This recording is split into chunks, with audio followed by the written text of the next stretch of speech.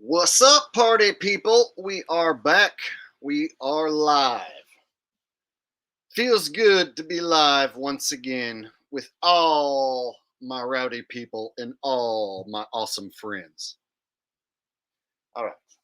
So, who do we got here tonight? One of the smartest dudes in the world, none other than the legend himself, Q and Fee. Q and Fee in the house. Glad to see you, brother. We have one of my beautiful mods here. She says hello, Jake the asshole, and Q and Fee and guests. Got Jonna in the house. Hello, hello. All right.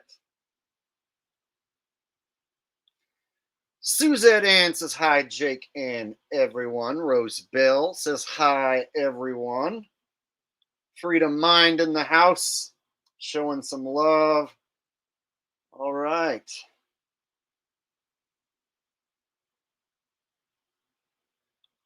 Shady Davy D. LaFleur says, in for a great show on the best channel on YouTube. Well, I'm a bit biased, but I agree. This is the best channel on all of YouTube. And I plan on proving it tonight by giving my unique take on the P. Diddley news. You know, P. Diddley, he done did some stuff and he done diddley some people, apparently, allegedly. So we're going to get to all that. And then I have a real story for you. One that's not fake news. One that is, it's pretty heavy. I'm not going to lie. So there's a internationally wanted fugitive who is a YouTuber who I have met and I've been following for years. And he tried to have his ex-girlfriend and his infant son unalived. He hired a hitman, basically, to unalive his ex-girlfriend and his son. And they were not successful, but they did burn down this poor woman's house and scar her permanently. And I was calling this guy out and warning people that he's very dangerous and needs to be locked up and do not give him money. So I was already warning people about this guy before he committed this atrocity. So basically, we're going to go over some fake news tonight, and then we're going to get to some real shit, some super psycho shit that is, it's the most twisted real story that you may have ever heard on YouTube. We're going to hear it tonight. So it is the story of Gatis, or Spherage, or Gatis Lagsdons. The fella in the thumbnail, who's the white guy who's not me. All right. Rasta Bear in chat, a guy who I've booted out and then let back in. Hey, brother, when you going to get rid of that lame-ass name? Copying, Owen Benjamin and putting Bear in your name, it's no longer looked at as fresh and cool. In fact, there's like 3 channels that expose Owen Benjamin full time who used to love him. So there's like more people who hate Owen Benjamin than who love him. And the people who used to like him are the ones who hate him the most now. So yeah, the whole land scam thing means you should probably get rid of Bear out of your name. Unless you love it, bro, unless you just have to keep it. If you're associated with loving Owen Benjamin, you're going to be frowned upon in my audience. Just going to tell you that. Rasta. Owen Benjamin is literally an unfunny, shitty hack, worst comedian of all time who flopped and failed at comedy. And then he scammed his audience during a time in history, 2020, 2021, when people were extra vulnerable. And he scammed his audience for a whole lot of money. And he still pretends that he didn't do that today.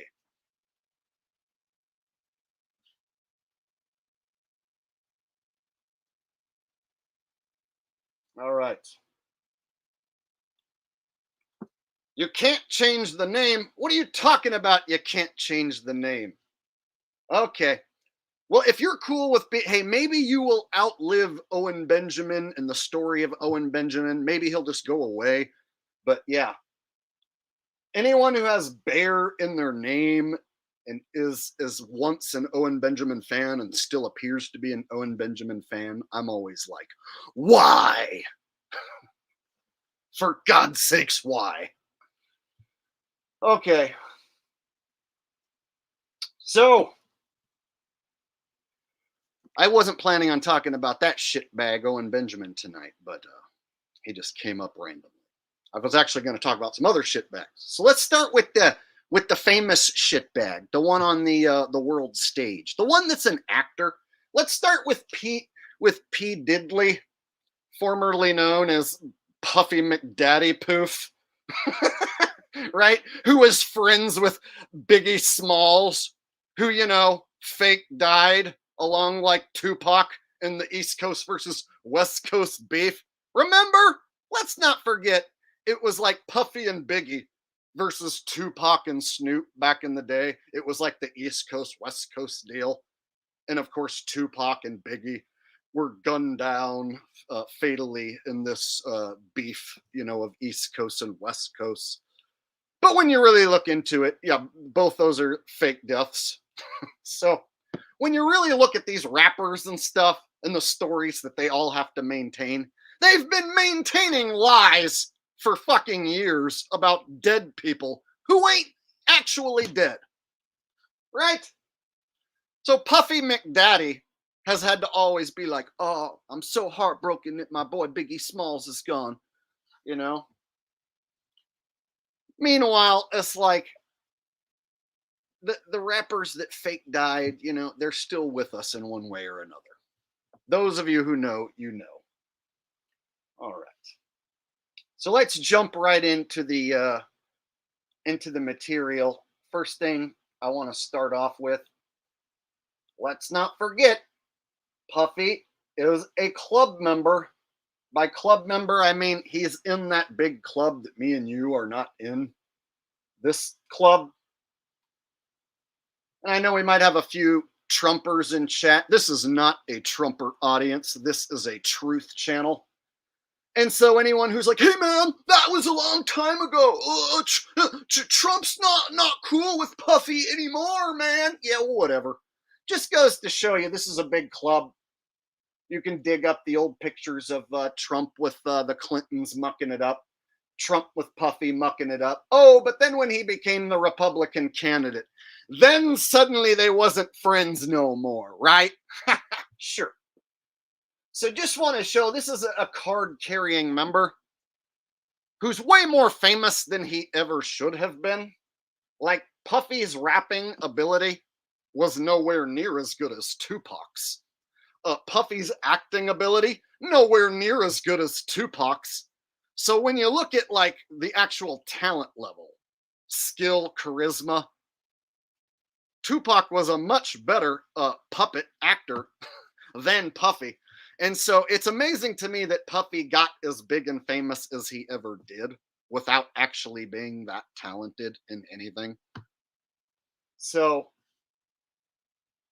the fact that he like was buddy with Trump, like why did he get that famous? Was Every Breath I Take such a great song that Trump just needed to be buddies with him? I really enjoy your tribute to your fat dead friend. All right. Every breath I take, every move I make, I'll be watching you. You stole it from Sting. Frankly, I think your song was better. I think you had a better song than Sting, Puffy. I think the two of us should be friends. We think a lot alike. We're a lot alike. Me and you, we're like twins. All right. Okay, let's get into the Diddy stuff. We'll start with 6 days ago. Anybody who doesn't follow the fake news, I haven't been in the loop with the fake news either. So we'll go back like almost a week, and we'll get the news breaking that he got arrested, and then we'll take it from there.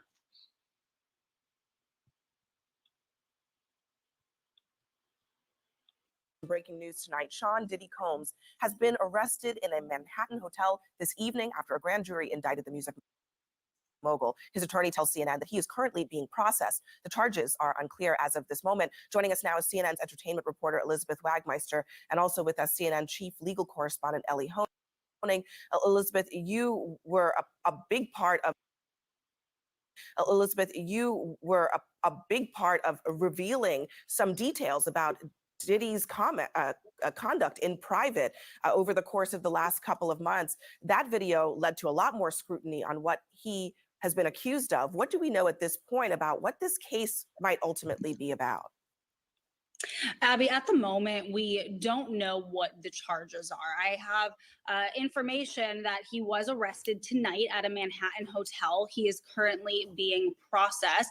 I heard from his attorney, they are still maintaining his innocence. They said that in anticipation of these charges that Diddy relocated to New York last week. And here's a statement that I have from his attorney. He says, "We are disappointed with the decision to pursue what we believe is an unjust prosecution of Mr. Combs by the U.S. Attorney's Office." He goes on to say that he is an imperfect person, but is not criminal. Now, Abby, that video that you just spoke about was a few months ago when our team broke this disturbing video of Diddy violently assaulting his ex-girlfriend, Cassandra Ventura, better known as the singer, her stage name, Cassie. Now, So I saw this today for the first time.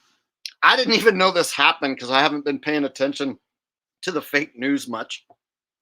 So I guess this was months ago, but there's this scene here where Diddy comes running down the hallway, and it looks like it's a hotel, and he's got nothing but a white towel on, like he's naked, but with a white towel, and he comes running out, and then he grabs her from behind, but like by the hood, and just yanks her to the ground. But the weird thing is, it's like they show this like glitch version where they put this like glitchy shit up, like they don't want you to really see it. So I'm sure the real video is out there, but this version that they show is not the best. Until this point, when we broke this video, Diddy had denied the allegations against him. See? So, and then he's got these pink socks on. I don't know, just funny. Let's watch it in slow-mo. Here he comes, y'all. Here comes Puffy McDaddy with his pink shoes and his towel. He's gonna yank this girl to the ground because he's such a bad guy. What a bad guy. I hate that guy. He deserves to go to jail. Prison. Fair life. Such a bad dude. All those stories they tell, and he yanked that lady on the ground. Terrible. Everyone in the world should hate that guy. Look, you guys, I'm not going to sit here and say that like that dude's a good guy or innocent, but what I will say is that this is some fake ass bullshit. This is an act put on to fool the masses, and it's quite clear that they want you to think, they want people thinking that celebrities are the bad guys at the tippity top of the criminal cabal. You know, the bad guys who are doing human trafficking. Ooh, yeah, Puffy McDaddy. Yeah, that's who does it, right? They want you to think the ones at the tippity top of a trafficking ring, for instance. Celebrities, household names that everyone's heard of. They want you to think, oh, high-profile crimes, high-profile celebrities, right? Meanwhile, the men who are actually running real trafficking rings, you don't know who they are. I don't know who they are. And there ain't no police out there catching them guys. So check it out. Not only do they get you to believe that it's celebrities who are at the tippity top of the criminal rings, they get you to believe that the police are out there catching them. Yep, you're safe. They caught the great P. Diddy Combs.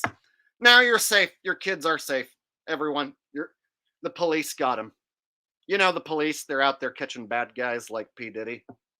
Just waiting so they can catch those bad guys. Yeah, see, it's a double illusion.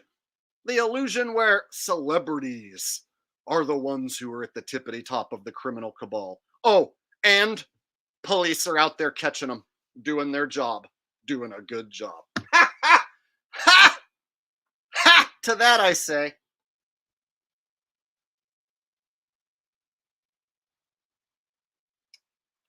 So check it out. In my opinion, y'all, Puff Daddy is playing the role.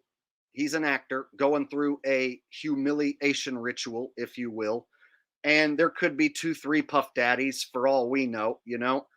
This is a character that's recognizable, has a name that a lot of people have heard millions of times, right? So he's a very recognizable character. And so they might have this character, you know, being written off the world stage at any point. So let's say if he does die soon for whatever reason and whatever they say, that could be the end of this scripted character's role. And then he could go on to play the role of someone else. That's how this Holly weird shit works. And so anyone thinking Puffy is actually arrested or that Puffy's taken the fall, I heard this from a few people. Puffy's taken the fall for the real guys. No, Puffy's taken a scripted fall for the real guys. Puffy's taken a fake fall for the real guys. He ain't even taken a real fall. So they get you to forget all about the bad guys who are doing bad stuff by dangling Puffy Daddies in your face. And then your dumbass is sitting around the water cooler or the dinner table talking about Puffy Daddy rather than men who are actually criminals running the trafficking rings. The men who run the trafficking rings, they're nameless and they are faceless. I don't know who they are. You don't know who they are. And one of the ways to keep you from ever figuring out who they are is to have Puffy Daddies getting all of the attention on the subject. So that when you think of trafficking, you think of Andrew, fucking what's his face in Puffy Daddies, right? All right, Shady Davy D. LaFleur coming in with the first super chat of the night. Says, is that one of those NFL towels stayed on? No, that one's definitely a towel, bro. The NFL straps that look like flags that fanboys call towels. Yeah, that's conditioning for when they turn it into flag football. I get your joke, though, bro. Thanks, Shady Davy D, for making it to another stream and donating, brother. I appreciate it.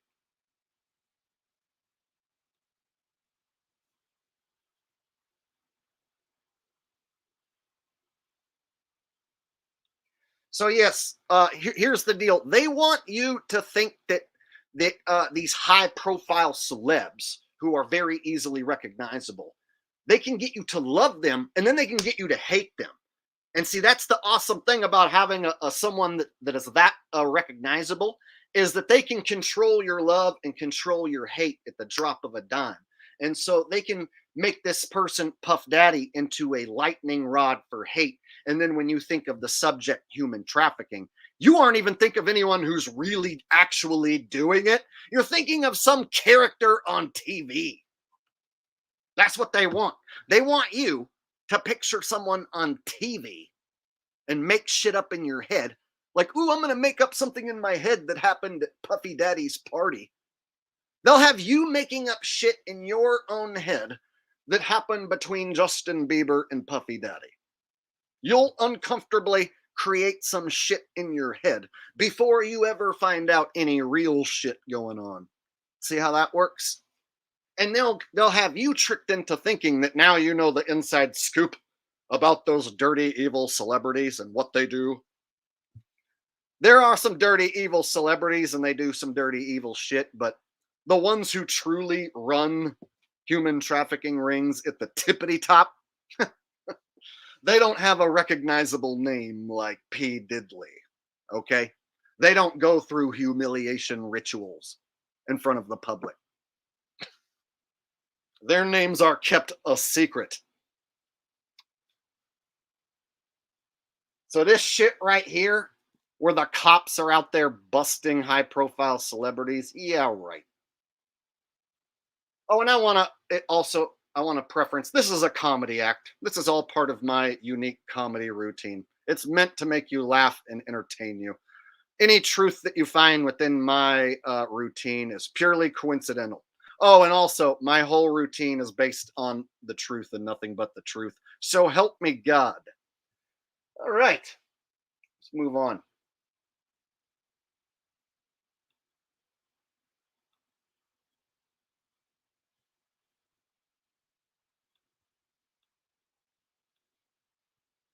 Of which he is accused directly of sexually assault. Up until that video, he denied everything. After that video came out, he changed his tone. He apologized for his conduct in that video.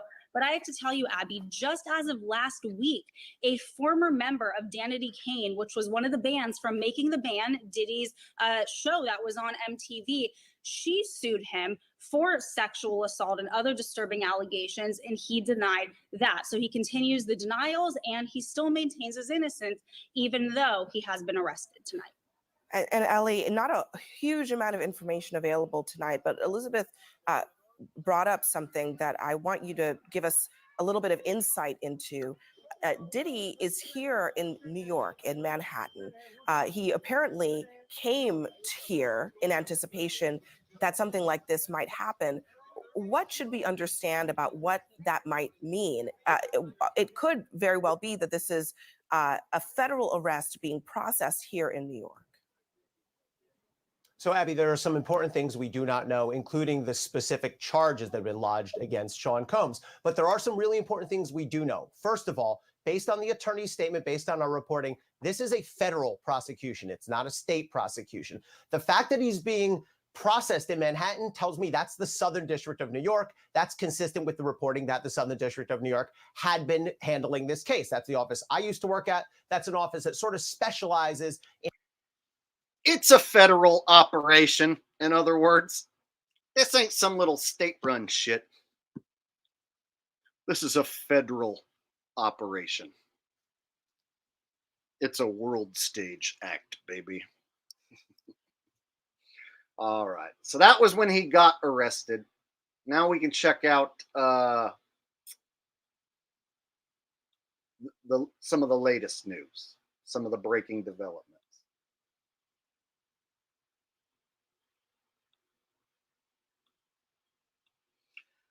Now, I'm not particularly into this, but it is trending news, and I have to do my job and tell people what I think about the fake bullshit that the mainstream media puts out.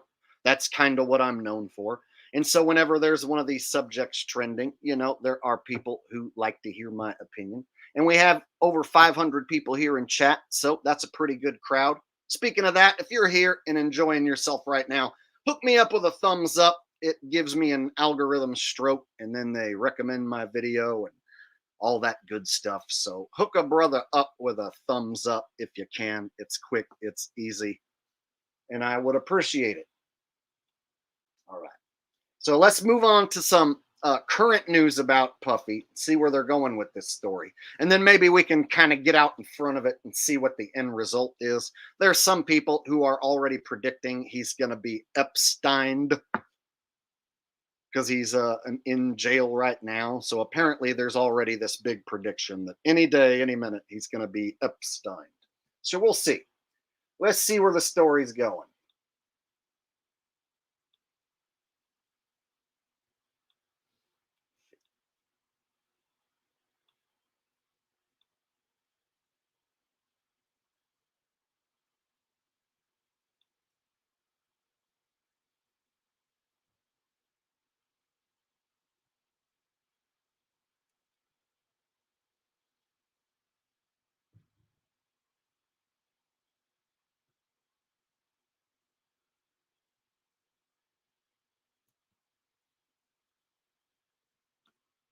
Shit, I had a clip pulled up and then lost it.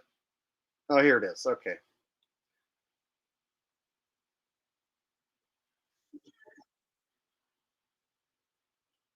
All right. Sorry for the hold up, guys. I had a video that I wanted to show, and then I lost track of it and had to go dig it back up. Okay. Power of nature, nature's way. Get his way. So this is the most recent news as of a day ago. Now, to the latest on the arrest of Sean Diddy Combs. This one has so many people talking. The disgraced music mogul facing federal racketeering, conspiracy, and sex trafficking charges. Both the prosecution and defense teams are set to discuss the next phase of action following the indictment as investigators work to determine potential co-conspirators. But how exactly did we get here? ABC's Morgan Norwood breaks it down. Who's the boss? Dudes is lost. Don't think cause I'm iced out, I'ma cool off. The sex trafficking case against Sean Diddy Combs moving full speed ahead. Lawyers for Combs and prosecutors set to hold a status conference to determine the next phase following the sweeping indictment alleging the music mogul leveraged his business empire, power, and prestige to abuse his alleged victims. He used his business and employees of that business and other close associates to get his way. Those individuals allegedly included high-ranking supervisors in the business, personal assistants, security staff, and household staff. As the disgraced rapper faces racketeering, conspiracy, sex trafficking, and transportation to engage in prostitution charges. Now, see what I was saying? Like, they can, with this industry, get millions of people to love you, and then in a snap of a finger, be like, the disgraced rapper who's allegedly being accused of racketeering, conspiracy, sex trafficking. It's like, now they've got you humiliated. Now they've got tens of millions, 100 million people hating you, hating your guts. If they see you on the streets, they'll hate you. They'll revile you. Well, see, that's part of their power. If they're going to build you up and make you a superstar, part of that contract might mean that you also have to play the villain for even more fame and success. Because in 2024, there's more fame and more money to be made on villains than heroes. That's right. Tell me I'm wrong about that. Way more money made on villains than on heroes. In 2024, some celebrity, doing something negative, getting negative attention, is always going to get more attention than anybody who does anything positive. All right. Jesus Christ Flat Earth says, hi, Jack. God feels more and more like Trump to me now. Whether we go to heaven or hell, are we still in this flat world? Or is that we have nowhere to go except this matrix world? That's a very interesting question. And the way you worded it is kind of strange. God feels more and more like Trump. You think God is Trump? You think Trump is God? I hope that that's not what you think. I really hope that you're not comparing Jesus and Trump together. Please, Lord in heaven, do not be doing that. I appreciate the donation. I can't tell you exactly what this place is. I'm still trying to figure it out. But it seems like some sort of artificial construct that's also just amazingly unexplainable in a lot of ways, such as what the sun does, what the moon does, our own observation with the celestial bodies and whatnot. It's almost impossible to explain what the hell's happening here. And I've tried to get to the bottom of it, so I wish I could tell you what this place is, but I'm still kind of trying to figure that out, to tell you the truth.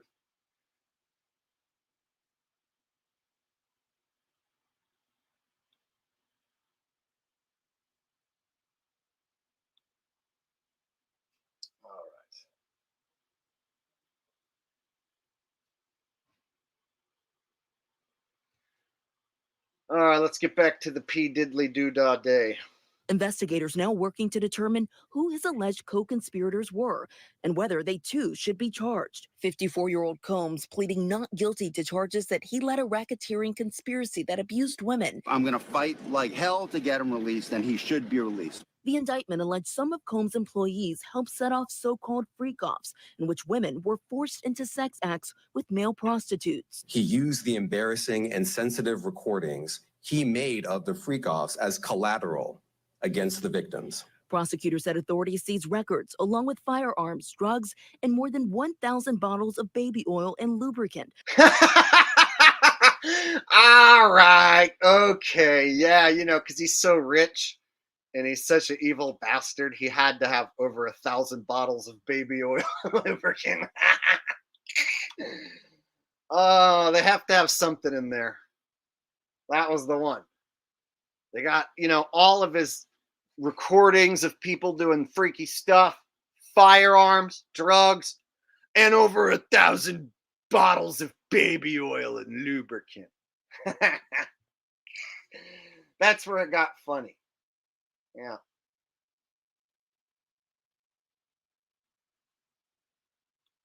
Yeah, really. Yeah, really. I was in a long-term relationship for 8 years, and we was using Haktua. But ting, if you know what I mean. Gross. All right.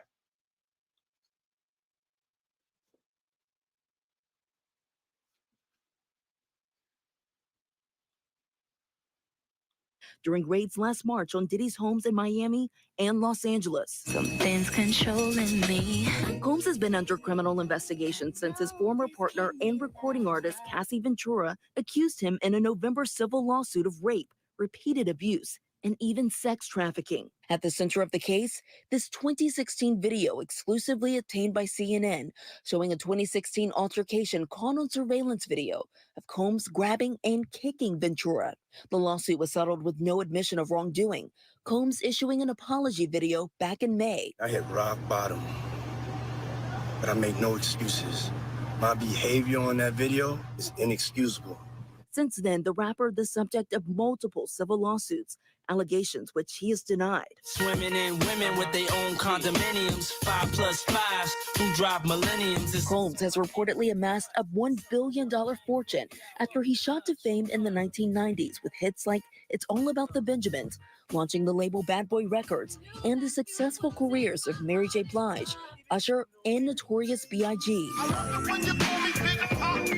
Later expanding. Throw your hands in the air if you's a true player. Love it when you come big pop. You got a gun up in your waist. Please don't shoot up the place. Cause I see some bitches tonight that could be having my baby. Baby. Y'all remember that Jizam? I was telling a dude earlier about who Puffy was, because some guy in here was like, who is that? I don't even know who that is. And I'm like, trying to tell him that he was like big back in the 90s, and he was like the East Coast rapper guy, whereas like Tupac and Snoop were the West Coast guys. So I was explaining it to a dude earlier, and I was like, yeah, Puffy was with like Biggie Smalls. And I was like, did you hear of Biggie Smalls? And the guy's like, no, I'm from Australia, mate. I have no idea who those people are. Like, wow, that's crazy. If you're in Australia, you don't know who Biggie Smalls and Puffy are. It's crazy.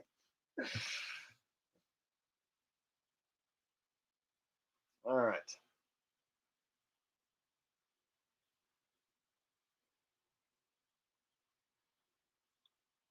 I was a fan of gangster rap in the 90s. And so since I was born in the 80s, and then in the 90s, I was like 12, 13, that range where like kids are into rap. Especially young males are into rap. Like, yeah, I love gangster rap. But see, I also liked rock and roll. So I was one of those white kids that I liked rock music and metal music, and I liked gangster rap music.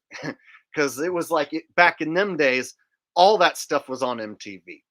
They would show a Metallica video, and then they would show, Ain't Nothing But a G Thing, on MTV in the same day. So I liked all that shit.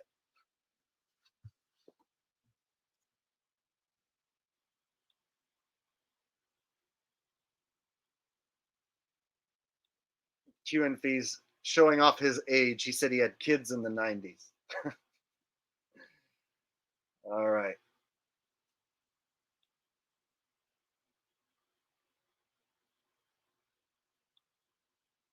Turning his brand into fashion, fragrances, and alcohol.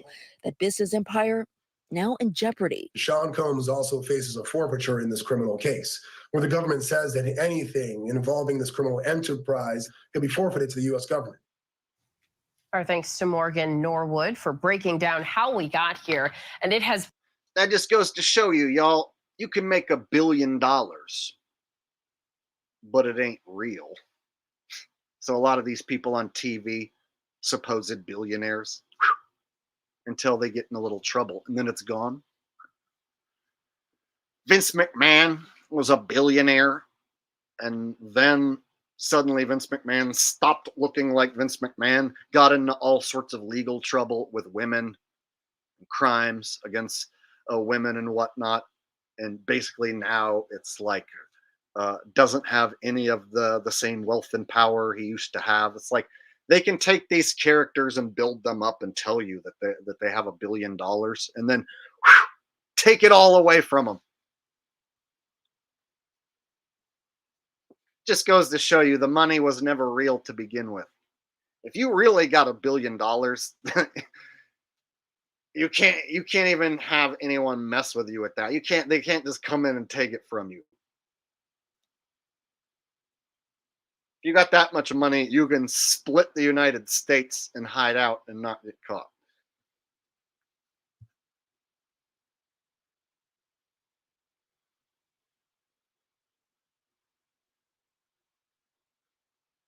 That's right. Controllers control the wealth. So it's a joke when you hear the B word, $1 billion, like as far as like one of their puppets like actually having that much money or owing that much money. In the case of Alex Jones, owing some Sandy hacks $1 billion, supposedly. Sure.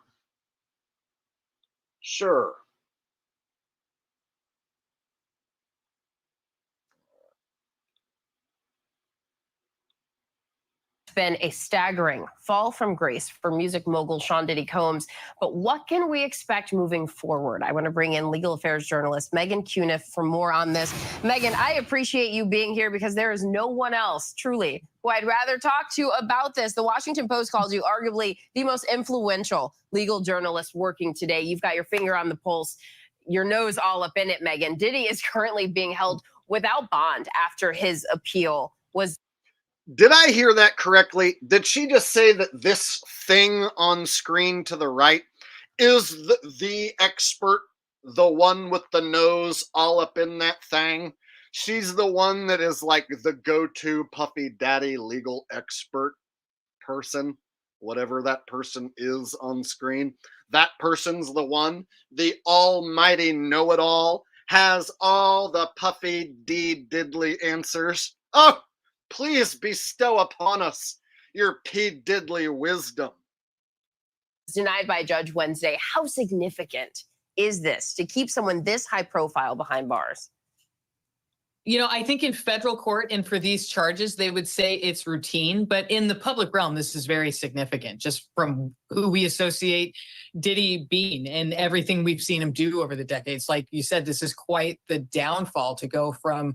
I mean, we saw the mansions back in March that were raided by the feds. So to go from living in those mansions to being in a jail cell right now, I think it really underscores the magnitude of what he's facing and the weight of the federal government.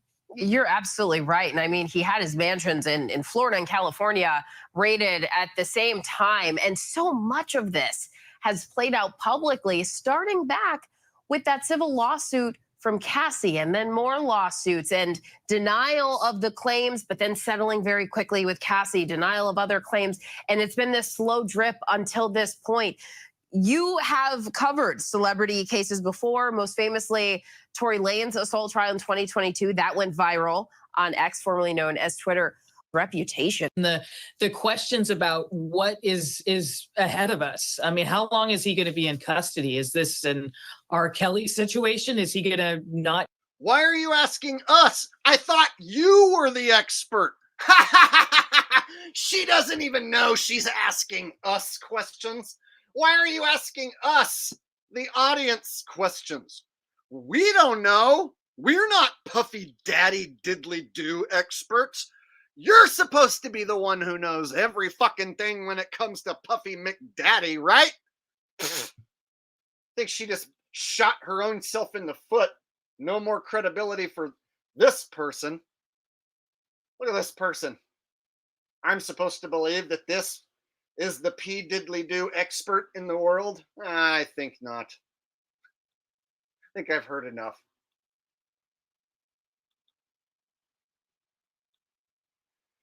So there you go, guys.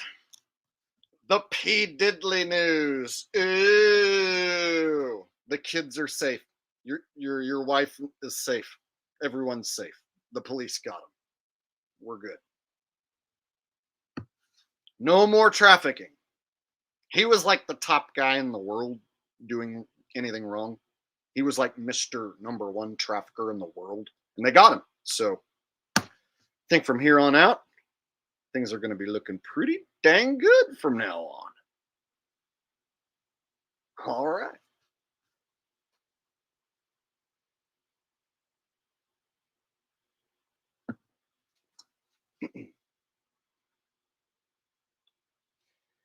Yes, the Beebs is safe for now.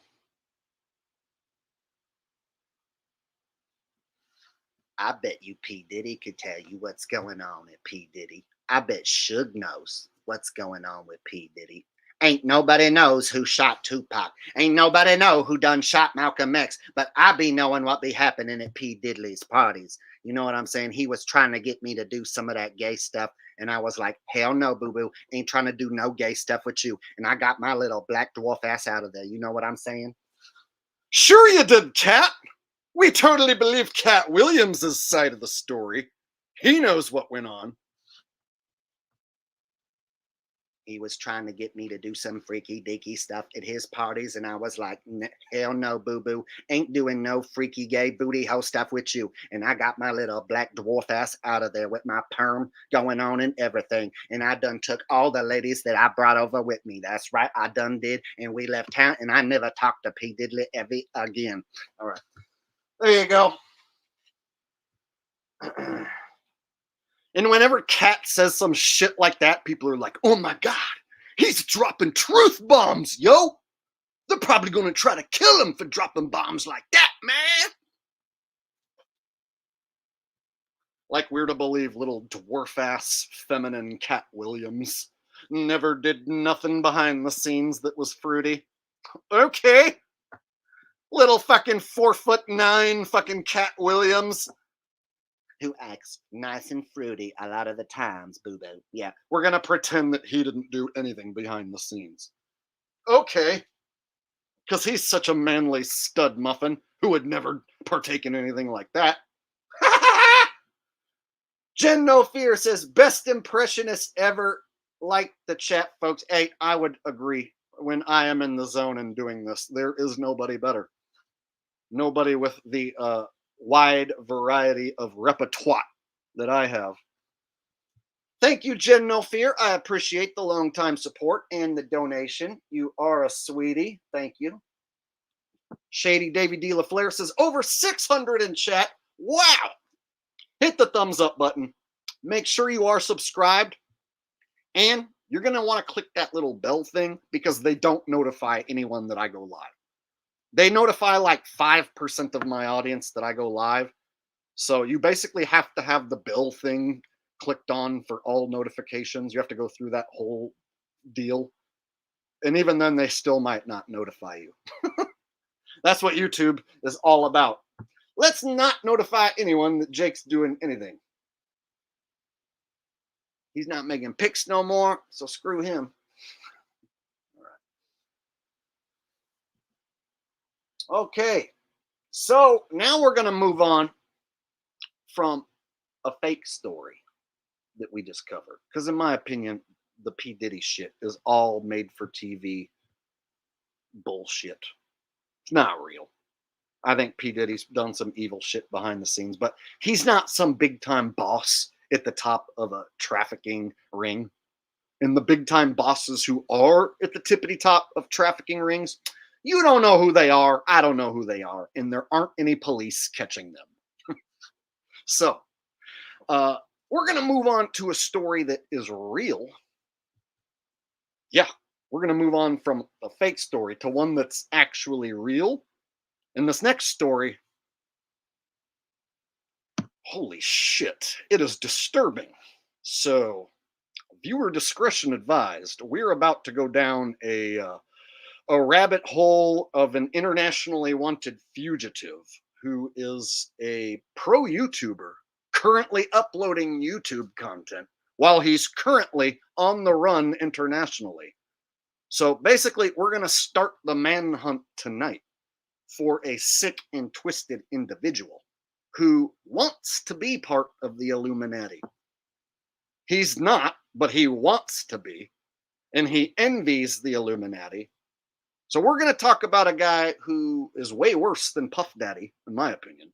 A dude who's like a legitimate threat to multiple people if he's walking around, including me.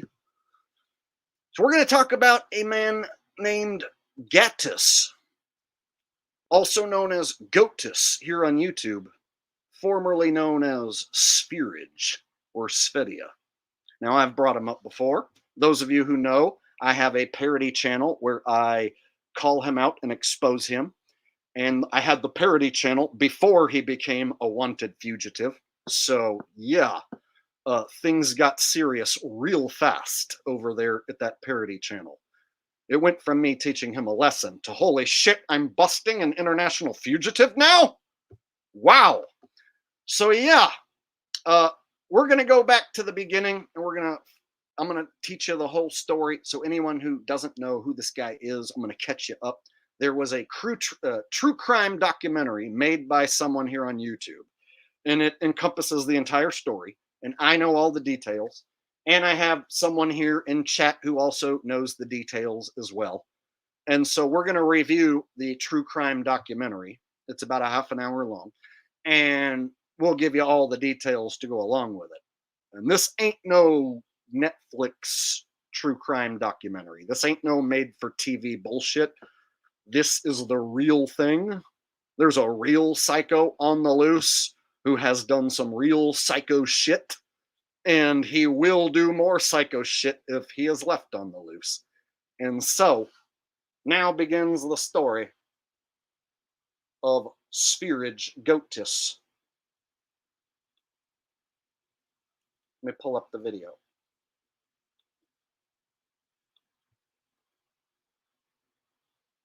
And any of you who haven't heard of this, trust me, this is going to be entertaining, and it's 100% a real story.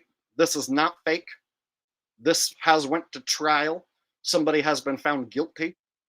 Official court documents, all of it.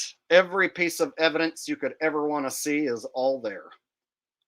And so this, like I said, is the real deal. It's one of the most twisted tales that you'll ever hear.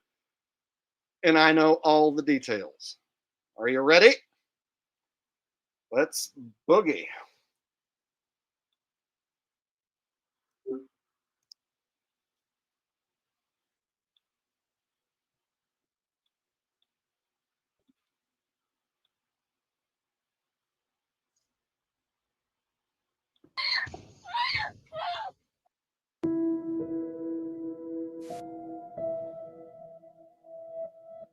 For more than a year, Diane has been living in fear of the man she was once close to, the father of her 3-year-old son. But it wasn't just him she was afraid of. It was also his diehard followers, who seemed hell-bent on ending the life of her and their infant son in the most brutal ways possible. She just wanted to move on and live a normal life, but you'll see, they made this nearly impossible for her. Today, she was happy and at ease. She hadn't had this feeling for a long time. The weather was also getting warmer and more pleasant, and Diane had some quality time with her son at the patio. Earlier in the day, she had gone for a nice walk in the woods with her friend, accompanied by their dog, and afterwards, a friend came over to hang out. Diane did install CCTV at her residence, and just a few months ago, it caught Gatis and his crew peeping into her property, as if plotting something sinister. That day, nothing happened, but something horrible was planned. Fuck.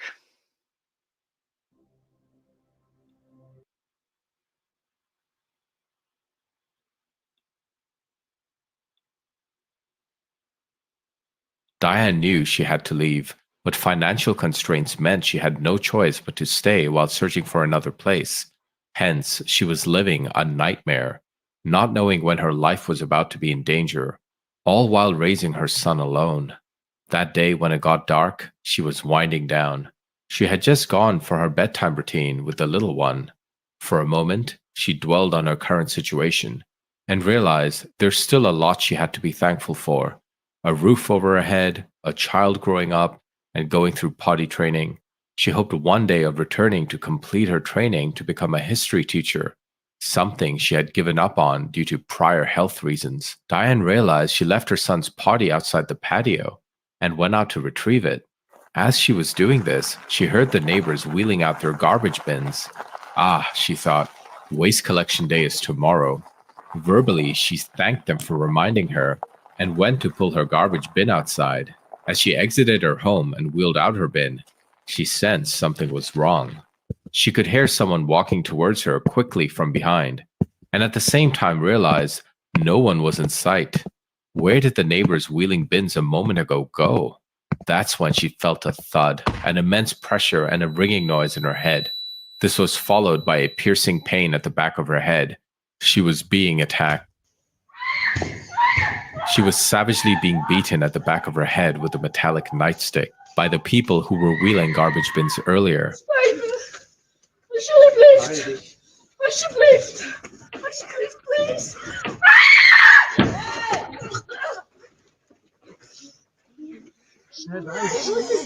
Help! Help!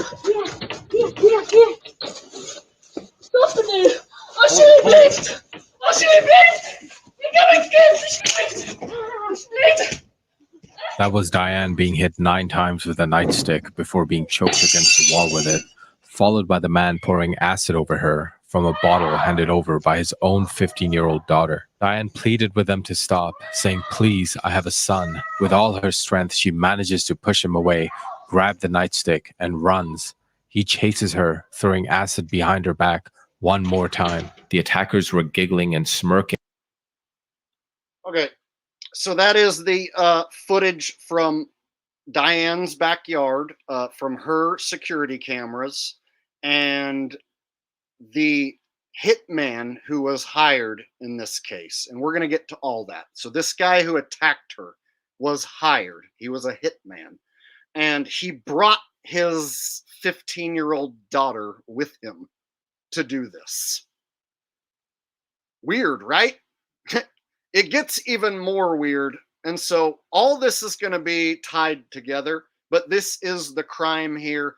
This girl was savagely beaten with a metal baton, and then they poured acid all over her and horrifically burned and scarred her.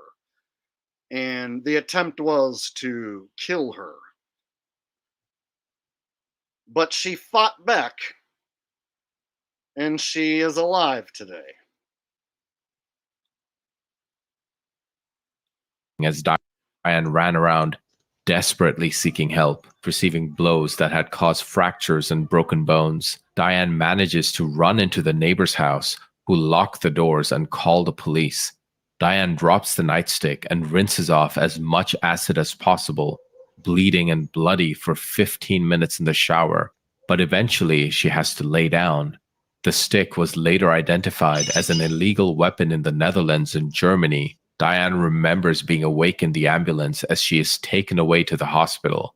Diane describes her time in the hospital as far from ideal. The local hospital she was in was not prepared to treat burn and acid attack. Her arm was nearly amputated off, and she almost lost one of her nipples too. Despite the excruciating pain, her thoughts were constantly with her son. This only added to her trauma and anguish, as she knew her ex was after both of them. When it was finally time to meet her son, Diane was nervous because she didn't know how he would react to seeing her half-disfigured face.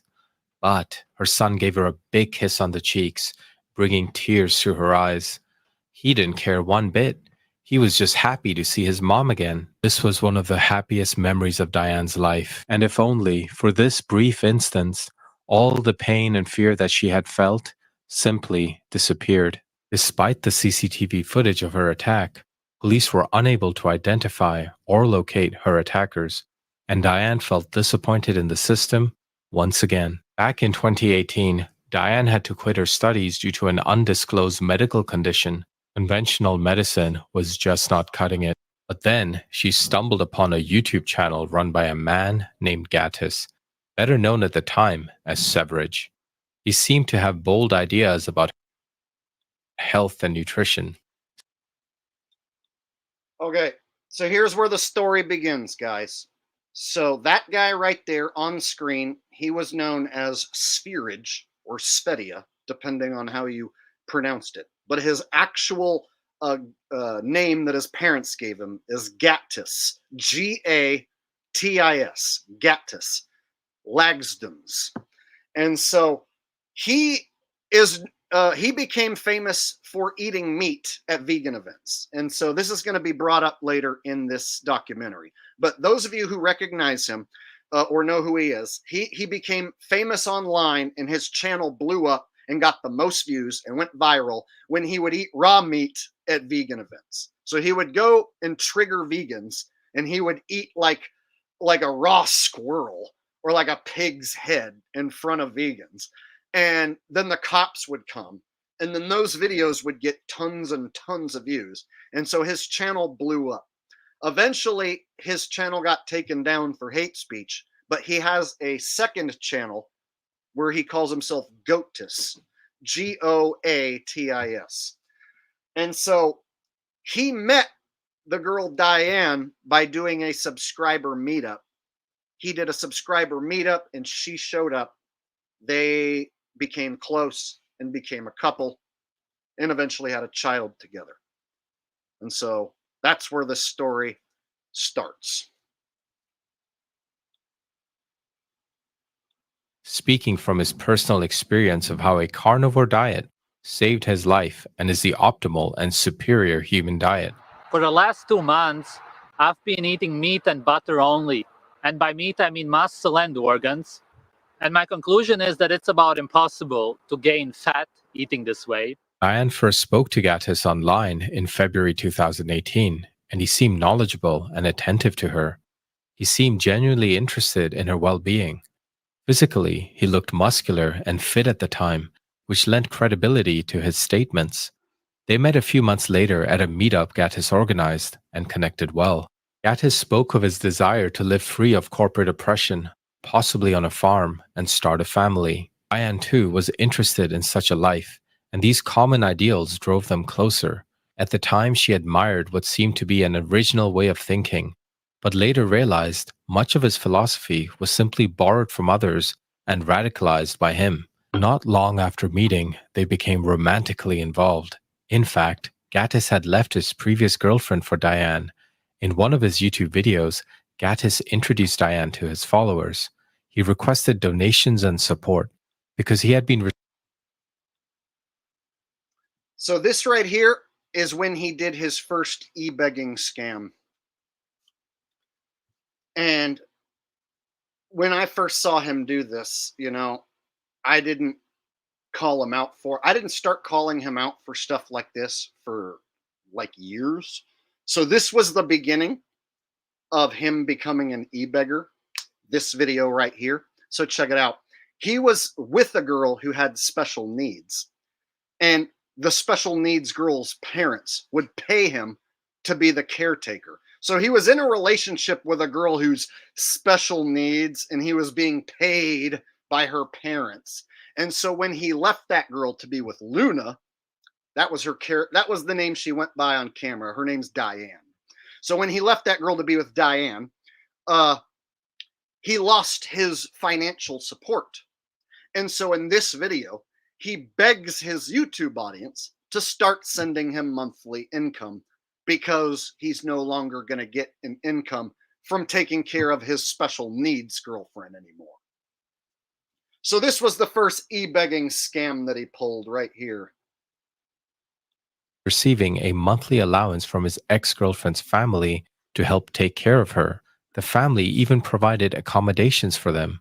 But now that that relationship was over, so was that source of income. What's up, everybody?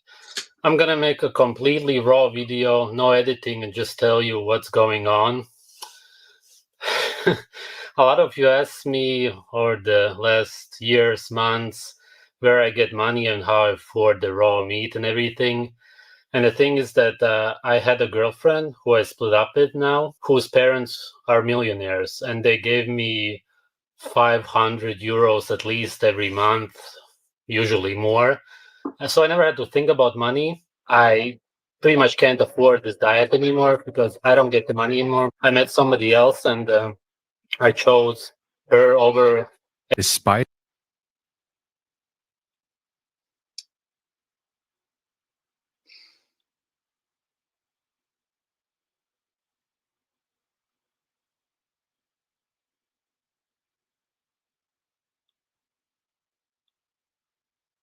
his controversial views, Diane supported and even joined in with him.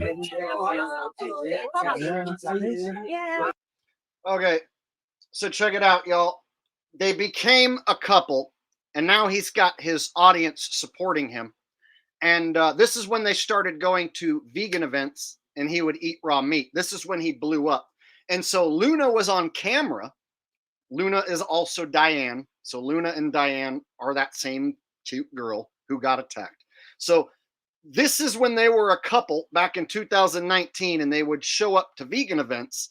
And this is when his channel blew up, and he went viral around the world. And so people would see Diane on camera with him, and people liked her, and so they associated the two of them as a couple. And so naturally, his audience also liked her, and I was part of the audience at the time watching. And so we all liked Diane. We thought that she was a sweetheart, and so we didn't know that he was going to go on to beat her ass and try and kill her at the time. We didn't know. So to have all of this transpire over the years, it's been quite the episode. Michael Colt says, how do we know that Gatis hasn't been attacked similar to celebs? He taught about real nutrition. He probably wasn't liked by the higher ups. Michael Cole, I'm going to show you some stuff where he advocates for incest, bro. I'm going to show you some stuff where he advocates for sleeping with children. I'm going to show you that. He is a nasty, bad, dangerous dude who has hurt people. He stabbed his classmates when he was in high school, bro. He went on a stabbing spree and stabbed multiple classmates in high school. He molested a girl who was sleeping and then admitted it. He tried to have his ex-girlfriend unalived and his own infant son unalived. The dude is a dangerous, dangerous man. What I'm doing here is being serious. Puff Daddy ain't gonna hurt none of y'all or anyone you know. This guy has hurt people I know. I have met Luna, Diane. I met her and him in person together when they were together. So I know this story, unlike anyone else.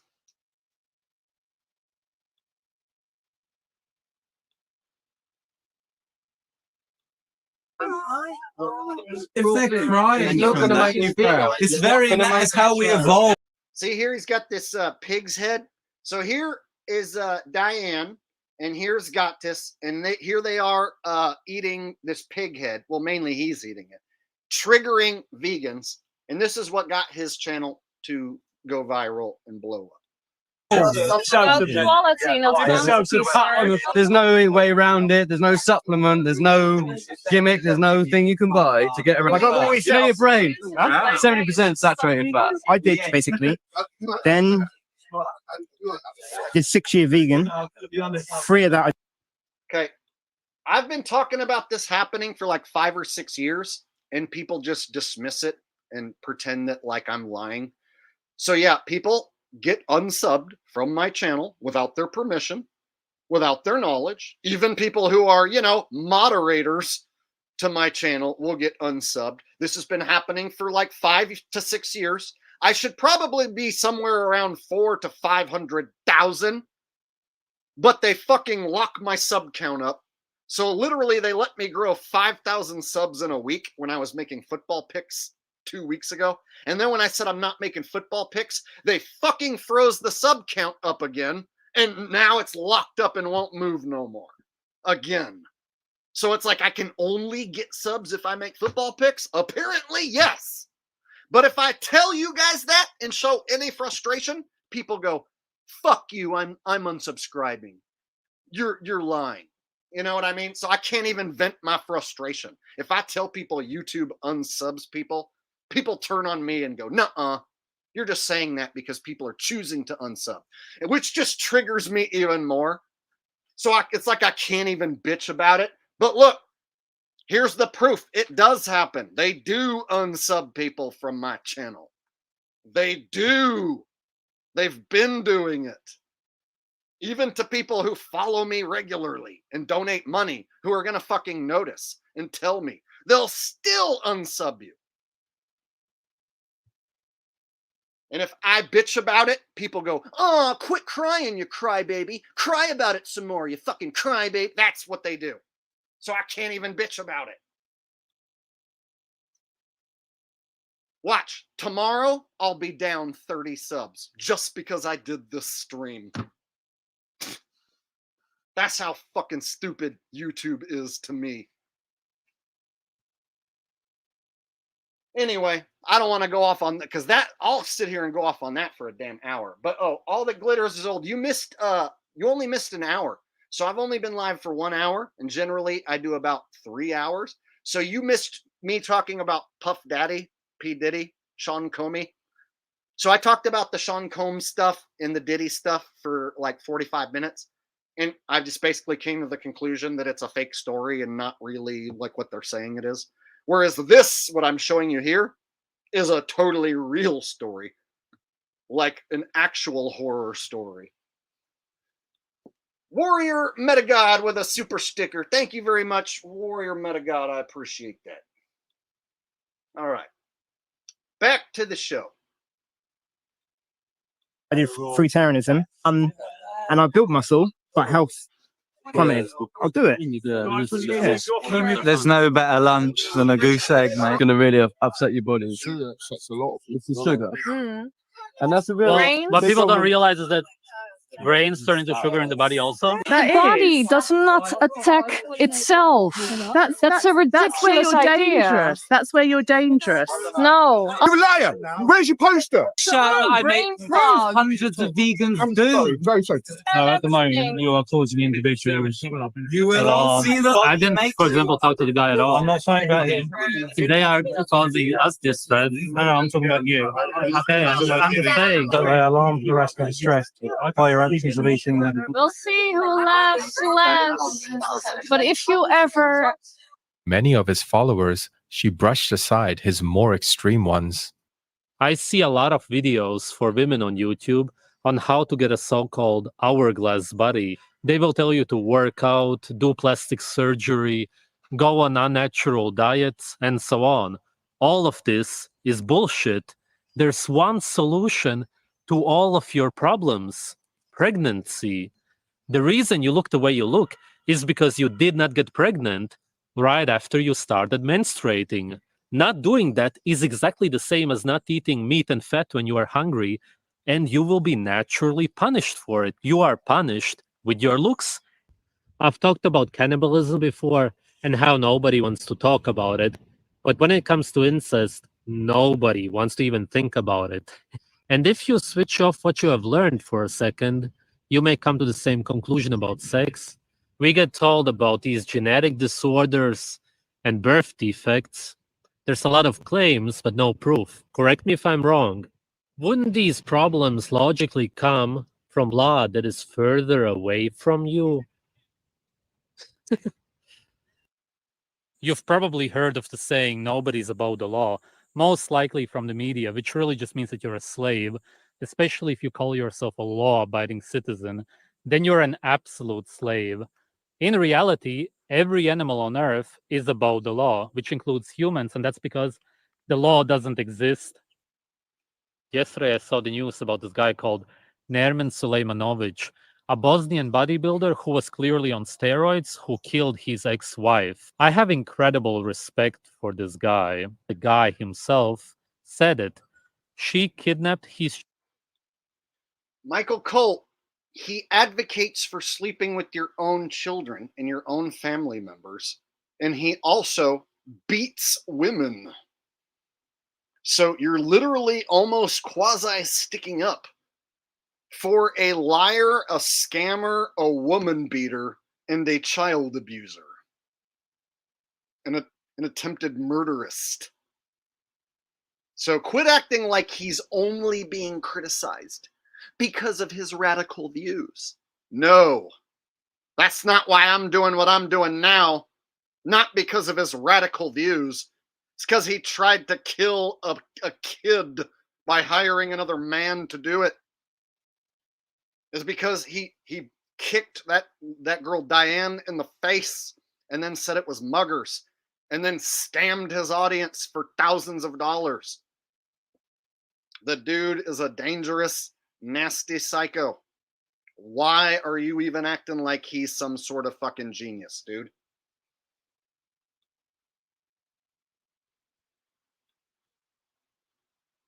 We all liked some of the stuff that he said about eating meat. But then there's some straight psycho shit that he came up with along the way. Child for 1 week. The testosterone level of the man of today is somewhere here. Naturally, it should be here. How could I respect men who simply let this kind of stuff happen to them? No matter what the woman does, it doesn't matter what it's about. You don't just snap like that. You have to be insanely mad at somebody to do something like that. The Illuminati are happy people and eating children and babies. Guess what, Michael Colt? I want you to pay attention for the next 30 to 40 minutes, and you're going to learn a lot. I'm going to make you feel real uncomfortable for ever having said one nice word about this guy. In fact, the bad stuff is coming. The bad stuff is on its way. So I'm just going to warn you now. I don't do this to shit on someone for clout. I do this because there's a girl who's been horribly maimed by acid, and it was this motherfucker who made it happen by hiring some other twisted fuck to do it. Not only that, he hired that same dude to throw a Molotov cocktail through her window and burnt her house down. He's trying to get the job done behind the scenes. He's looking for more money to hire someone else to do it again. This is a serious deal. So, Michael Cole, it's time to start keeping track of these people.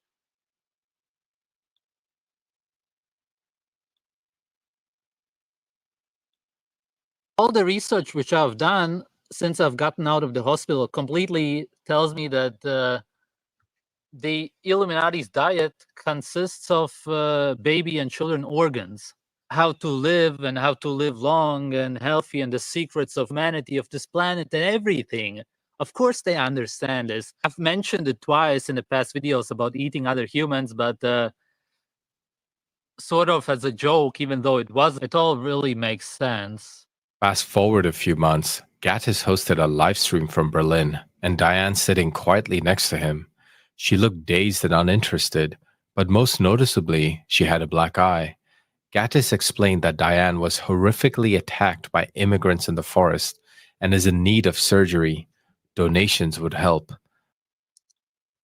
All right, y'all. This is where it gets really depressing and shit and twisted, but he right here will claim that she was mugged. So here he's going to claim that Diane, Luna, got mugged by immigrants. And you can tell just by looking. We could all tell just by looking and looking at her body language. We could all figure out what happened. What makes it real bad is that he scammed his audience for thousands of dollars with this e-begging scam right here. And he was the one who beat her ass. I'll get right to the point. My girlfriend Luna, she was mugged yesterday in the fucking shit city. I wouldn't even make a video about it, but her teeth are all chipped in at the top and the bottom because of the kick in the face. We tried all kinds of raw food for healing, even raw eggs. They're pretty much liquid, but she can't eat them because it hurts so much. So now we got to get a straw and somehow try to feed her some nutrition so she heals in some way. It's just all up. Everything here is swollen. The nose is swollen. She already had problems with the nose. She had surgeries. So we don't know what's going to happen with that now. What did the doctor say at the hospital? Oh, that I might have to stay 48. Got a brand new attitude, like bing bang boom on a pink balloon. Like I just do what I wanna do, like ooh, ooh, brand new. Keep it moving over here, keep it moving over. Hours, because there could be an internal bleeding. Because you could die. Yeah, basically. And you couldn't even remember your phone number. And age. Yeah. It's just also up. You definitely got to go to a dentist now because she can't eat anything. And you know how expensive dentists are in Europe. And with the nose also. I appreciate all the support I get on Patreon, but that money pretty much pays for my food. That's about it. We both don't have a decent income to pay for any of this. So if anybody could support us in any way, even $5 to $10 on my PayPal, for example, that would really help us. Help. Okay, guys. He kicked her in the face when she was tying her shoes. They went for a walk in the forest. She said something that he mistook as him being too small down there. And then while she was tying her shoe, he soccer kicked her in the face and knocked her unconscious. She woke up in the hospital and didn't know what the hell was going on. And he convinced her to sign herself out of the hospital. They were in a hospital in Germany. She speaks Dutch, so she couldn't she didn't know what they were saying. He convinced her to sign herself out of the hospital and then convinced her to make this damn video right here. So this was after he soccer kicked her in the face. He decided, oh, I'm going to scam my audience for as much as I can get out of them by claiming it was immigrants who beat her up. Tell me that's not some twisted evil shit right there. Not just to kick a lady in the face, but then to scam your audience and say it was immigrants. That's some evil. Now you're getting twisted, man. And you know what? He got thousands of dollars for this one. Dollars and euros. People threw down money for this shit, feeling sorry for Diane.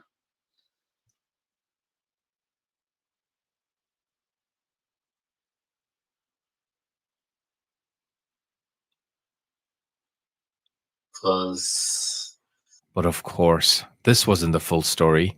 He was exploiting the anti-immigrant sentiment sweeping across Europe. According to Diane herself, she said something to Gatis in the forest that he misunderstood as questioning his masculinity.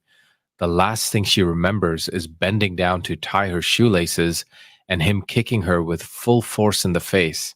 She passed out and woke up with broken teeth, several facial injuries, and a concussion. Diane didn't fully understand what had happened until later, but she knew that anything could trigger his violent outburst. She was terrified of him. Gatis controlled her passport, her money, and her movements. He spoke German while she did not. When the police arrived, Gatis told them they were attacked by immigrants. At the hospital, Gatis convinced Diane to quickly leave by signing a discharge form she couldn't fully understand. The police did suspect foul play, as they believed only Diane and Gatis were in the area at the time, but no charges were filed, and they left the country soon after.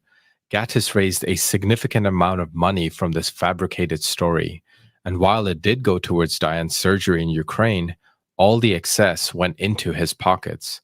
Gatis knew exactly how to manipulate his followers for money and sympathy. He had been perfecting this act for years. I've been wanting to try raw meat for ages now, and the last few months I've been doing a lot of research. And after I came back from Italy, I thought it's time to do it. And the first bite I had actually felt how much more right it is, how much more natural it is because of the consistency, the texture, the smell, and just how it looks. For whatever reason, I got this bacteria called Campylobacter enteritis something. I'll write it in the description. And what I actually got was one of the rarest cases where more rare than others. People usually don't get this, is that my muscles stopped working. Vegetarianism is what started veganism. So don't you ever message me believing that I have any respect for you. Vegetarians are absolute scum. My high meat is 1 year old now, so I'm gonna eat it all at once. Smells like acidic mushrooms. All right, y'all. I have eaten raw beef many times, never had an issue. I've drank raw eggs many times, never had an issue. One thing I haven't done, and I'm not going to do, I've never put meat in a jar and let it rot for a year and then ate it. They call this high meat. That just sounds disgusting, and I'm not going to do that. But here, he's going to eat this gob of rotten meat, and even he is going to gag. So even he can't fucking swallow it and make it look like he enjoys it.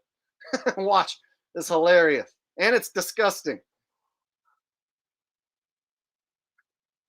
Oh. While in Ukraine, Gatis held a live stream for his 42,000 subscribers. Despite Diane's anxiety about her upcoming surgery and her wish to avoid the live stream, Gatis insisted on broadcasting. When he insisted on showing her on camera against her will, she became upset. She grabbed a knife to protect herself. She knew who really assaulted her in the forest days earlier. Gatis backed away, sat down, and smiled on camera, and used this moment to portray Diane as unstable. So in this moment, he was live streaming like I'm doing now, but he was antagonizing her, and they're both stuck in the same room. And so the only way she could get away from him was to go in the bathroom. And so he started taking the computer like he was going to go in there after her. So she came out with a knife and backed him off, and he started laughing. He thought it was funny. But then he tries to use this situation to say that she's the crazy one and that he's the nice guy.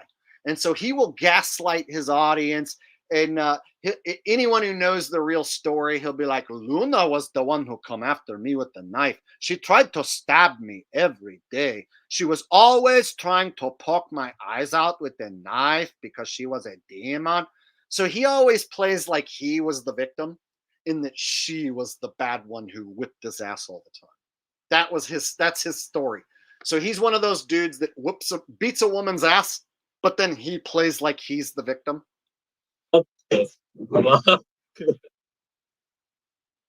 Actually, my whole skin open because I'm so nervous for tomorrow, and then you gotta film me like that. Why would you do that? Yeah, why do you interrupt the stream? Gatis, because you said until 9. While he appeared calm and in control, Diane and Gatis stayed together and traveled across the US. When they returned, they targeted a Soho vegan festival in London. Gatis ate a raw squirrel in front of festival goers, including children, as part of his self-proclaimed carnivore tour. So this is the one that got him the most views when he ate a raw squirrel at a vegan event. This is the one that also got him arrested, which made the video go even more viral. So chances are maybe you found out about Gatis around this time when he ate a raw squirrel. Suzette Ann with a donation says, thank you, Jake. You are the real deal. Oh, mwah, thank you very much, Suzanne. I appreciate that. Or Suzette Ann. Very kind of you. So this was his most viral moment on the internet, is this moment. Around the same time, Diane discovered she was pregnant with Gatis' child. He was arrested and fined by the police for this stunt. This is also when his troubled past came to light. He was sent to a psychiatric facility, but was released early. At the end of 2019, Diane gave birth to their baby boy, but Gatis refused to sign the birth certificate. He claimed that doing so would connect him to the government, which he distrusted due to his anti-establishment beliefs. But this also allowed him to evade legal responsibilities like child support. According to Diane, Gatis showed little interest in supporting her or their child. Gatis later claimed it was actually Diane who didn't want him to sign the certificate so she could qualify for additional welfare support. In the autumn of 2020, Gatis organized an off-grid commune event in Romania with his followers sharing the cost for an Airbnb rental. Diane and Gatis frequently argued as she felt Gatis was neglecting her and their child. At one point, fearing for her safety, Diane locked Gatis in a room. Tensions escalated when Gatis became enraged over Diane spending time with another Dutch speaker, kicking her, their baby, and the Dutch speaker out of their Airbnb. A kind family from the group helped Diane find a hotel room, but Gatis threatened them with a knife for assisting her. So they started what they called an off-grid community, but it was a house in Romania. And then he had like random subscribers like paying him rent to live there. And so it was an Airbnb that like he was getting their rent money to cover his own rent, basically. So it was a scam in and of itself for him to have free rent. And they called it an off-grid community, but it was just a house in Romania.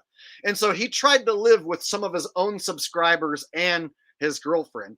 And she started to talk to this other dude in the house who spoke the same language, was from the Netherlands. So they spoke Dutch. And so he kicked them out of kicked them out at knife point. And so, yeah, Diane and this other Dutch dude, they went and got a hotel room together for the night. And so you can imagine what went down.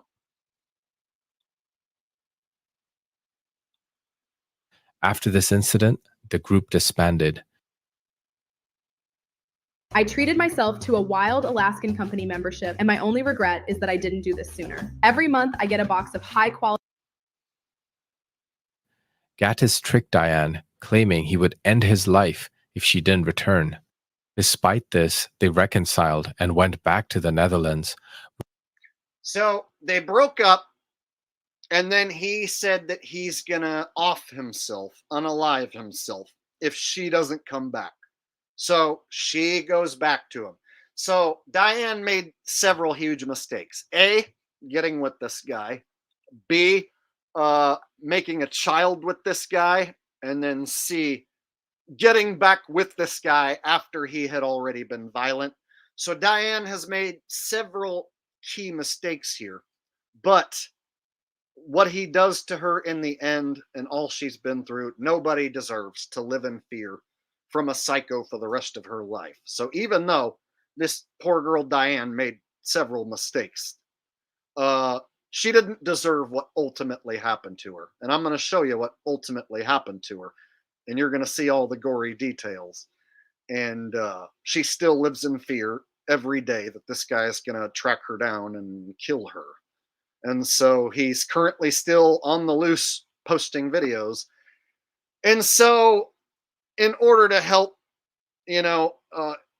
ensure that she survives this and has as much protection as possible, the more people who point this out and talk about it, the safer she is, basically. Where Gatis punished Diane by cutting her hair short. Finally, Diane gathered the courage to leave Gatis for good. Despite their turbulent history, she allowed him to visit their son in an attempt to maintain some semblance of civility, but by then, the damage was done. In January 2021, Gatis announced that he had broken up with Diane and began publicly slandering her. In his videos, including one titled, "Luna is the worst human I ever met." The main reason I'm doing this video is because my son still lives with her. And when I left her, I reported her to the Child Protective Services because Luna has been abusing the baby since birth, basically. And besides everything that she did to me for over 2 years, all the abuse, I don't know how to fight it. So I thought maybe I can somehow ask you guys to help me with it. Her real name is not Luna, of course. Her real name is Diane. He then spells out her last name to make sure everyone gets it so they can harass her. I wrote an email and explained everything to the Child Protective Services, but they just don't do anything. I don't know why. The Child Protective Services in the Netherlands are called Safe Home. So if you look up safe home online and you write them an email and report her with her real name. So I have told this story before, but now the verdict went to court. They found the hitman guilty, sentenced him to 12 years, and his name and his new girlfriend's name have been released by Interpol and court documents and whatnot. So there has been developments which prove his involvement, and so I'm going back over it. And there's a lot of people who maybe missed that last stream or didn't catch the whole thing or just don't know the story, whatever. And so beings that he's still on the loose, still out there, and Diane is still living in fear every day. Yeah, I'm still talking about it. So I haven't talked about it since like April on this channel. So yeah, I'm going back over it again. Somebody made this documentary here, and it's very well put together, and it has every little piece of information that will catch up a new person who has no idea. So in another 15 minutes, this will be over, and everyone will basically be caught up and on the same page. Which I will type in the chat now. There it is. He then proceeds to encourage his viewers to email Child Protective Services and report Diane in full, giving her full name and all information.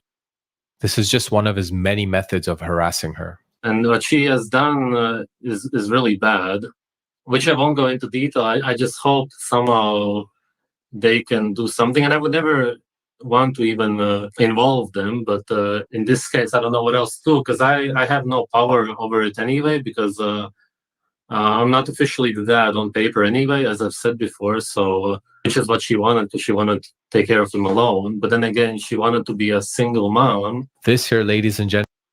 All right, so he's been hiding his location for the last, I don't know, couple of years, I think. And he won't reveal where he's at.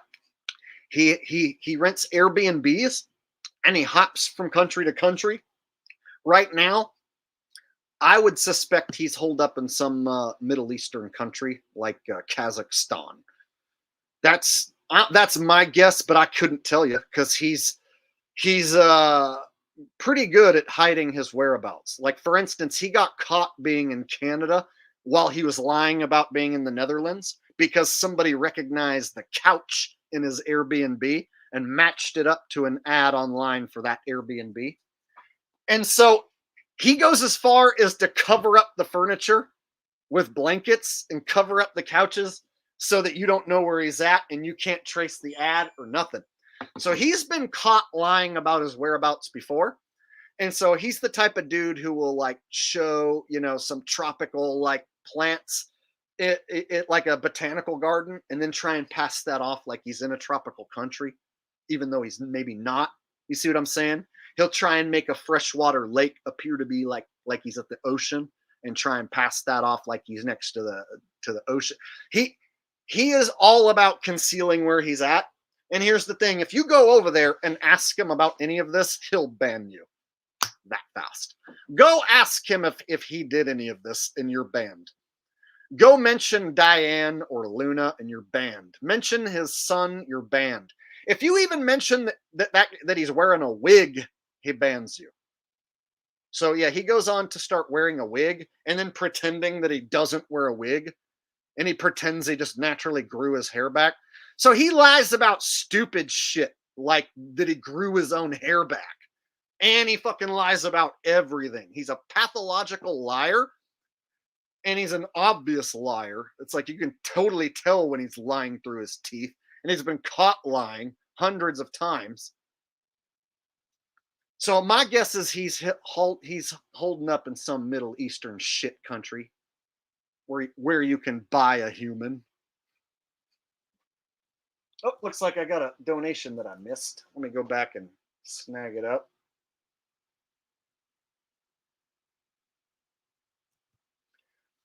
All that glitters is old, says good content. Jake, agree. This info needs to be out there until he is caught. Yet, here's the thing. People think if you're a fugitive, they'll just send the cops to your house and pick you up. Yeah, here in America, they would.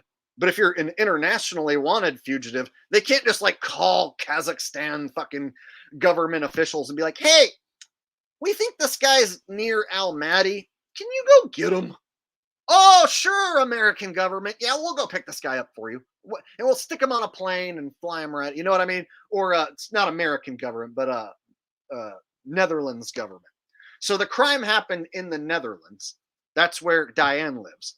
And so for the Dutch authorities to communicate with, let's say, the Kazakhstan authorities, and then fucking try and coordinate catching him and shit, it's not as easy as you would think. And so here in America, yeah, they'll just come find you, track you down with your phone or whatever, and come pick you up, right? But when it's an international deal, and then he hired a hitman, and then it finally just went to court like a couple months ago, or last month, excuse me. So all this stuff takes time to get put into the computer system and to get the right authorities lined up. And there's a lot of red tape, I'm sure. You can't just have, Dutch people show up to fucking other countries looking for him, right? So he's an internationally wanted fugitive, and YouTube is run by computers and robots. So you can't even email them and explain what's going on and get a human response. And there's people here who've actually tried to email YouTube and let them know what's going on, and it hasn't helped, So he still has his channel. He uploaded a video earlier today. I'll show you his channel here in a minute when we get through this. So it's really frustrating. I've been calling this guy out before he organized the acid attack. So I was already telling people, hey, this guy's a scammer and a liar. Don't send him your money. And then he uses the money that he got with his scams to hire a hitman and commit this heinous act against Diane. And if the hitman would have been successful with the Molotov cocktail, it would have taken out the kid, his kid, her kid. And so the fact that the kid is innocent in the situation and was almost unalived, that's the biggest deal. We have an innocent kid involved here who does not deserve to be unalived by its own father. Thank you for the generous donation. I appreciate that. I'm glad you could make it tonight. Gentleman is the king of gaslighting. He offers no proof to what Diane has done, even though she's been abusing their child since birth. Yeah, now she's out there asking everybody for money, acting like she's a victim, asking everybody for money, like for support, like, oh, I'm a single mom. So I would really urge you guys not to support her anyway at all, because really you have no idea who Luna is in real life. And the title of this video is The Worst Human I've Ever Met in My Life, because it's really true. The irony here, guys. I don't know if anybody, and I've met incredibly bad people in my life, and I don't know anybody who has been so incredibly psychotic and abusive, and in this case towards me, but even in general. So he's known as the king of projection, and he's also the king of hypocrisy at the same time. He's the king of hypocritical projection. So whatever he is and whatever insecurity he feels, he throws that at anyone who pisses him off, in this case, Diane. So he would say Diane abuses the child, his kid. Diane is the most diabolical, evil person in the world. Diane is the most negative person. Meanwhile, it's him. He's the one who abused the kid. He's the one who has the history of violently attacking people. He's the one who beat her ass and then scammed his life. So he till this day maintains this story that Diane is the worst, most diabolical person ever, and that he is an innocent angel. Like, he'll literally tell people he's an innocent angel who was abused by a diabolical demon. And then he'll show this pretty girl who's been scarred by acid as his fucking example.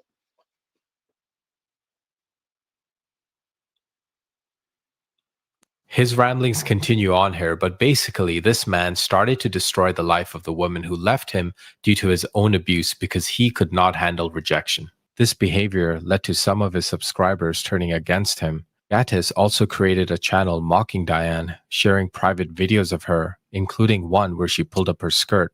Eventually, due to the various threats, Diane deleted her Patreon account. During this So when they broke up, she started a Patreon account. He made an account uploading embarrassing footage of her, private footage of her, and he named the account Flat Chest Luna. So he made a fucking account specifically just to slander her and embarrass her. And then he threatened that if she didn't take down her Patreon, that he was going to unalive her and their child. So he made a specific threat. Take down your Patreon and disappear from the internet, or he's going to unalive her and the kid. Gatis had Diane's disability and child benefits cut off by sending details of the trips they took together as seen on his YouTube channel. This was just the beginning of an obsessive man who just wants his ex-partner, Diane, dead. Gatis reportedly moved to the US in January 2021. He met Jasmine shortly after his arrival, and their relationship has been characterized by controversy, including allegations of Gatis seeking a... Okay, this is going to blow your mind. He got with this chick on screen in the United States for like a month, and they traveled around together and banged, and they were going to get married even. So he was going to try and get a green card and become a USA citizen by marrying this thing. And this evil thing right here was giving him ideas and helping him plan to unalive Diane. So this person right here was giving him thoughts and encouragement to go ahead and unalive his ex. She pretends like she didn't do that nowadays, but she did. green card through the relationship. Soon after, Gatis left Jasmine and began dating a Canadian woman named Catherine. Like Diane, Catherine was drawn to his carnivorous lifestyle and influencer persona. Their relationship progressed quickly, and by May 2021, they were married. Hey, everybody. Okay, so then black chick suddenly gone. In comes Catherine. And this is when all of us started to fucking turn on him. This was when I remember, like, who's that? Why are you guys sitting like that? It's like, that's your new girlfriend? Where the fuck did she come from, dude? Because we saw what went down with Luna. So when the audience saw this chick show up, we weren't like, oh, cool, you have a new girlfriend. We were like, who the fuck is that? Like, what happened to Diane? You know, what happened to Luna? Like, did you beat her ass? We were already and then he was already starting to block people who were asking about what he did to Diane. So he was already just banning anyone who fucking asked if he beat up his last girlfriend. So then this chick shows up. And at first glance, y'all, she's cute, right? So at first glance, you might think, oh, she's cute. That one right there, that chick right there, oh my God, the ugliest, shittiest personality you will ever see. That one right there started convincing him that he should kill Diane. And she only wanted to be his new chick because she was jealous of the last chick. And she wanted to be on YouTube and be some YouTube celebrity and travel around the world and stay in Airbnbs. So she wasn't even really in love with him. She didn't even really like him. She just wanted to be the new Diane, the new Luna. She wanted to travel the world and be a YouTube celebrity. So she fucking married the dude within like 2 weeks, and they start this like stupid fake looking relationship. None of us were buying it. We could tell just by the way they were sitting together, like, okay, you guys are like pretending you're in love or something. That doesn't look right. So this chick behind the scenes was giving him ideas and encouragement to go kill Diane. Literally, they were planning on a daily basis to go to the Netherlands, kidnap her, torture her, unalive her, and then unalive the kid. They were talking about unaliving her kid in front of her. Yeah, their plan was to unalive a baby in front of the mother of the baby. I'm not even fucking around. That was their plan. And they went there to the Netherlands looking to accomplish that plan. But they weren't successful. I want to introduce you to my wife because she's going to be in my videos from now on anyway. Hey guys, I'm Catherine. I'm from Canada. It's nice to meet you. About the marriage, I wanted to commit to her anyway. So Catherine here dropped out of university to be with Gatis and later admitted on camera to being part of his plans. He was desperate to move on from his past, and that's how I was able to like trap him, and he kind of fell for my tricks. And okay, Kathy is not a boy. He released nudes of her, and she does not look surgically enhanced. She's got real boobs and a real hairy, unkept bush. So yeah, she does not have a reconstructed organ. I have seen her naked. He released the images, and many of us went and looked.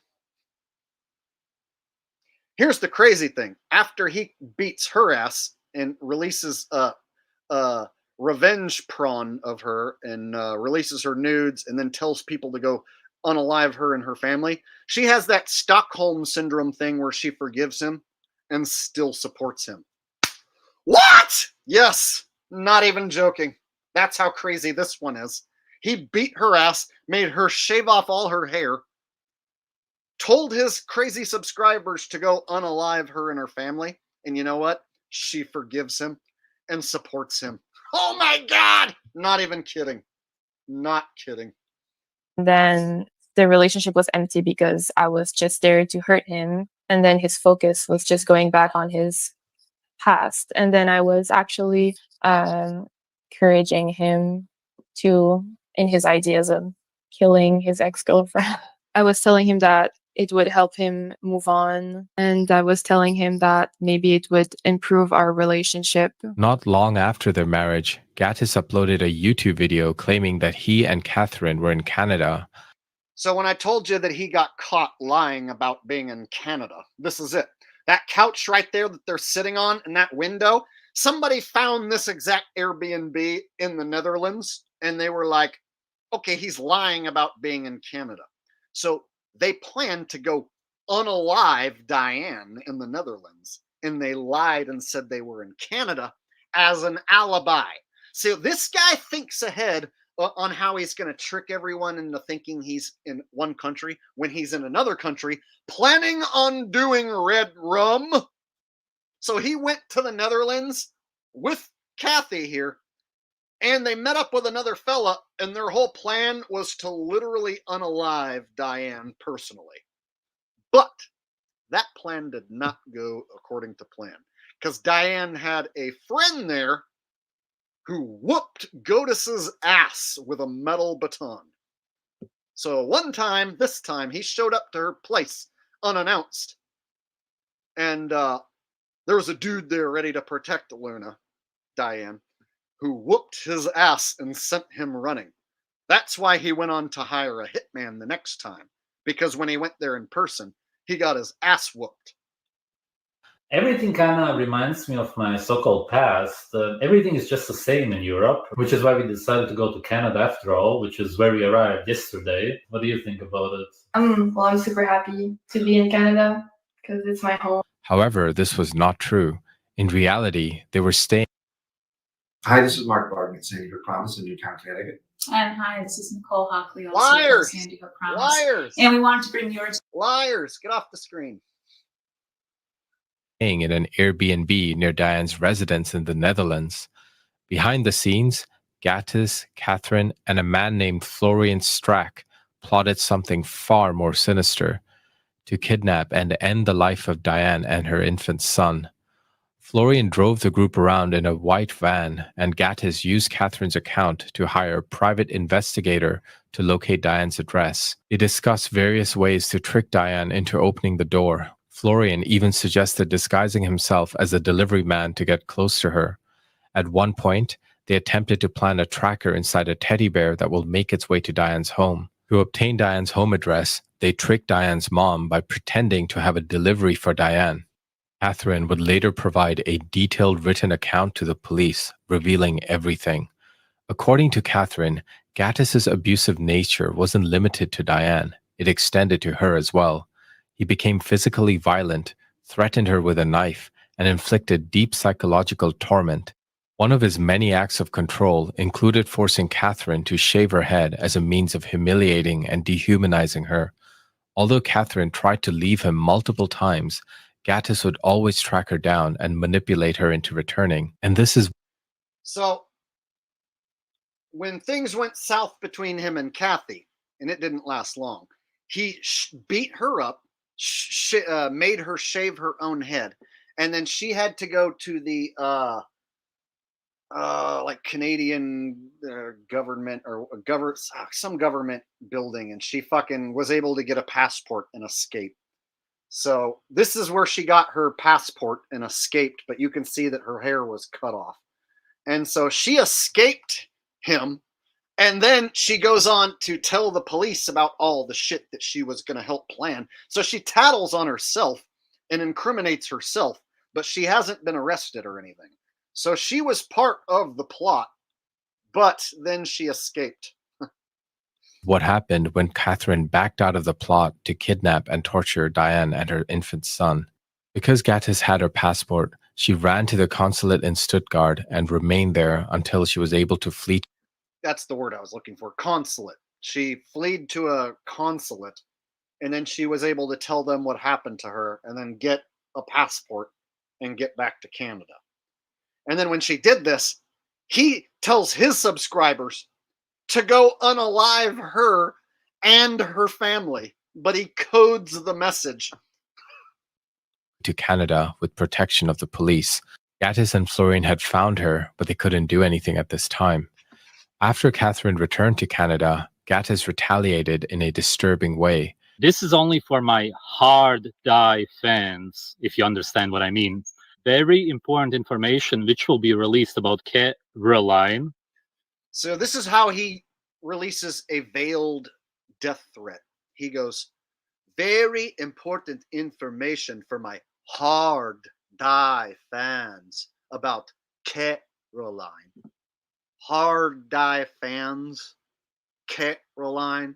See, so he's addressing his incel subscribers who don't mind offing themselves, and he's instructing them to go after Caroline is Catherine.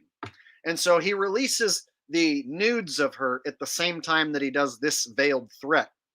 And then Catherine disappears for like a year and a half, 2 years, and then shows up defending this guy and saying Diane is the bad one. That's where the Stockholm Syndrome shit comes in. He somehow threatens this girl and she disappears.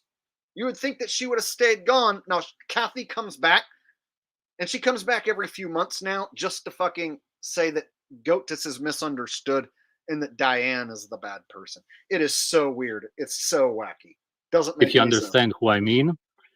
The comments for this video will be turned off because there's nothing to discuss here. There will be a link in the description of this video of a Telegram channel, and everything is going to be revealed there. If you want to really help, then join it. Thank you. Revealing her home address and personal details about her family.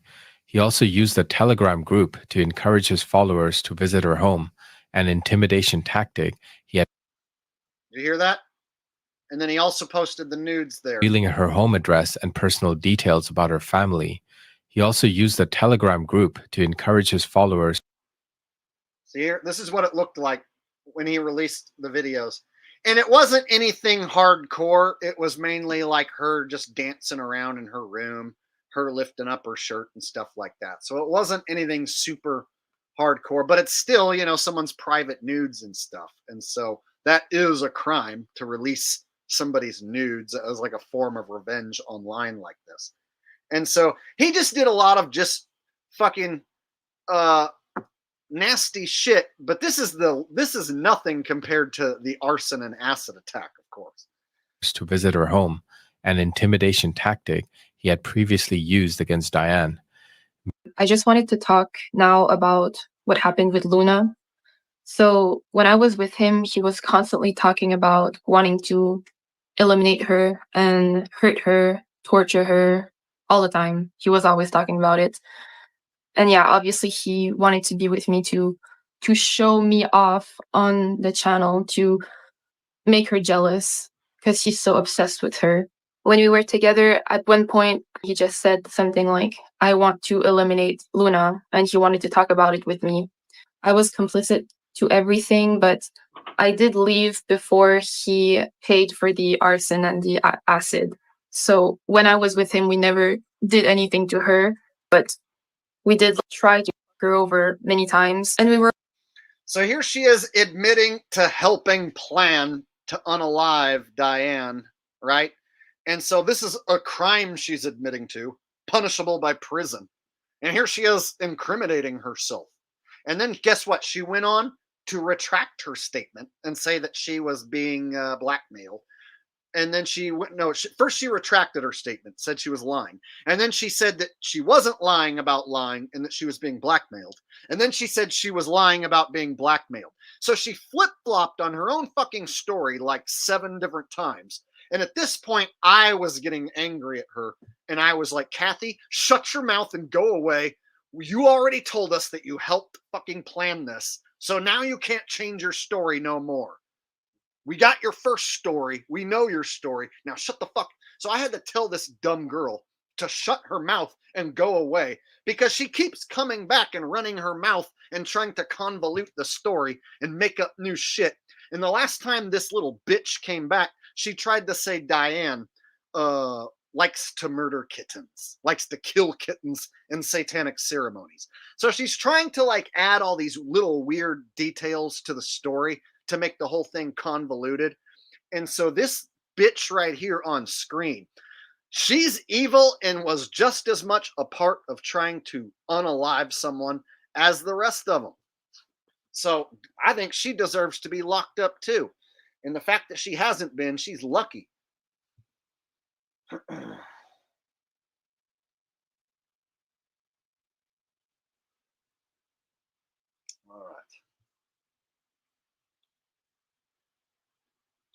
We're all doing it together. I'm not going to say as if I didn't do anything, you know? Me, German Carnivore, and Gatis were in German Carnivore's white van and driving around Luna's house, and we were just finding ways to find her address, find ways to get her, to kidnap her, stuff like that. I had email conversations. She would tell me one week that she wants to come out and tell the whole story about what happened with her and Gatis. And I was like, okay, we'll do a live stream and you can tell your story. And then she would fucking change her story and put up a video claiming that she loves Gatis and Gatis is a great guy and that Diane is a bad lady who kills kittens. And then I'm like, dude, I'm not going to do an interview with you if you're going to make up fucking lies like that. I don't want nothing to do with your crazy ass. And so she tried to drag me into her little stories and shit. And I was like, nope, not going to happen, Kathy. So this chick came out and told the truth at first. But then she went back on her own story several times to where now none of us have any respect for this chick. We all hate this chick now. So anyone who follows this story and comes to this point, this chick right here, dude. Evil, evil. You wouldn't notice by looking at her. You wouldn't think that she's going to try and help unalive someone. She's going to give encouragement to unalive someone. She's going to incriminate herself and talk about it like it's no big deal. But yeah, evil person right there. Casually just talking about how they were going to plan to unalive someone and how she gave encouragement to him.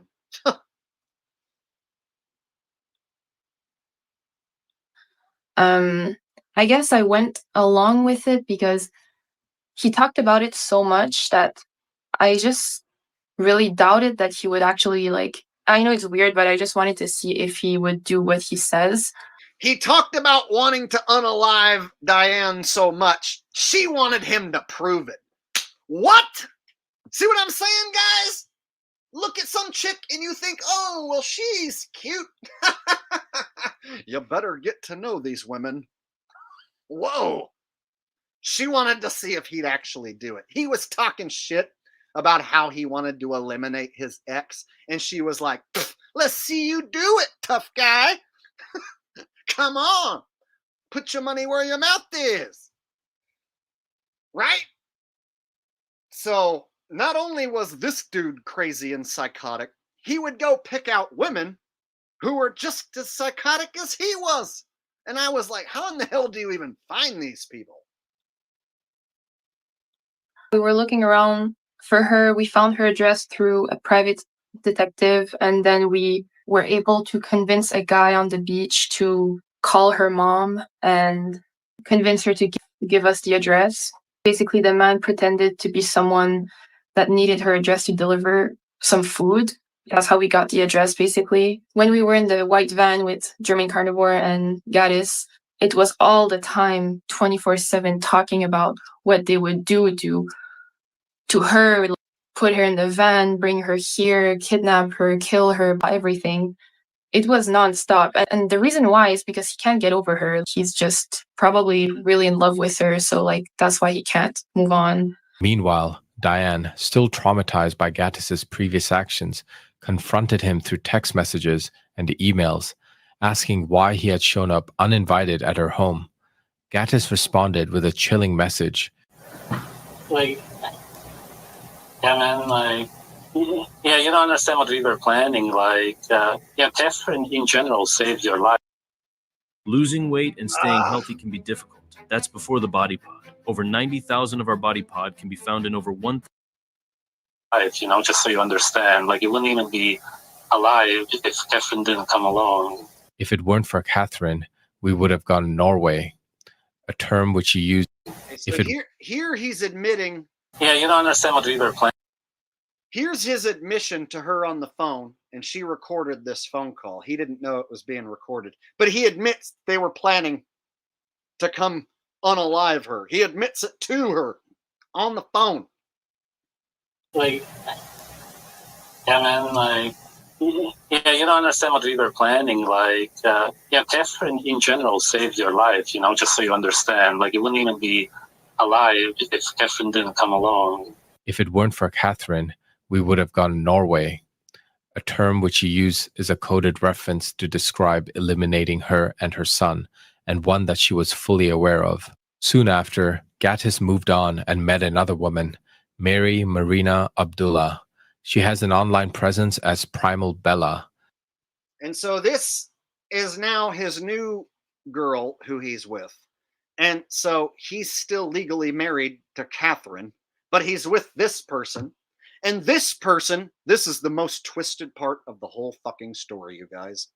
This person right here is the wife of the hitman who attacked Diane with acid.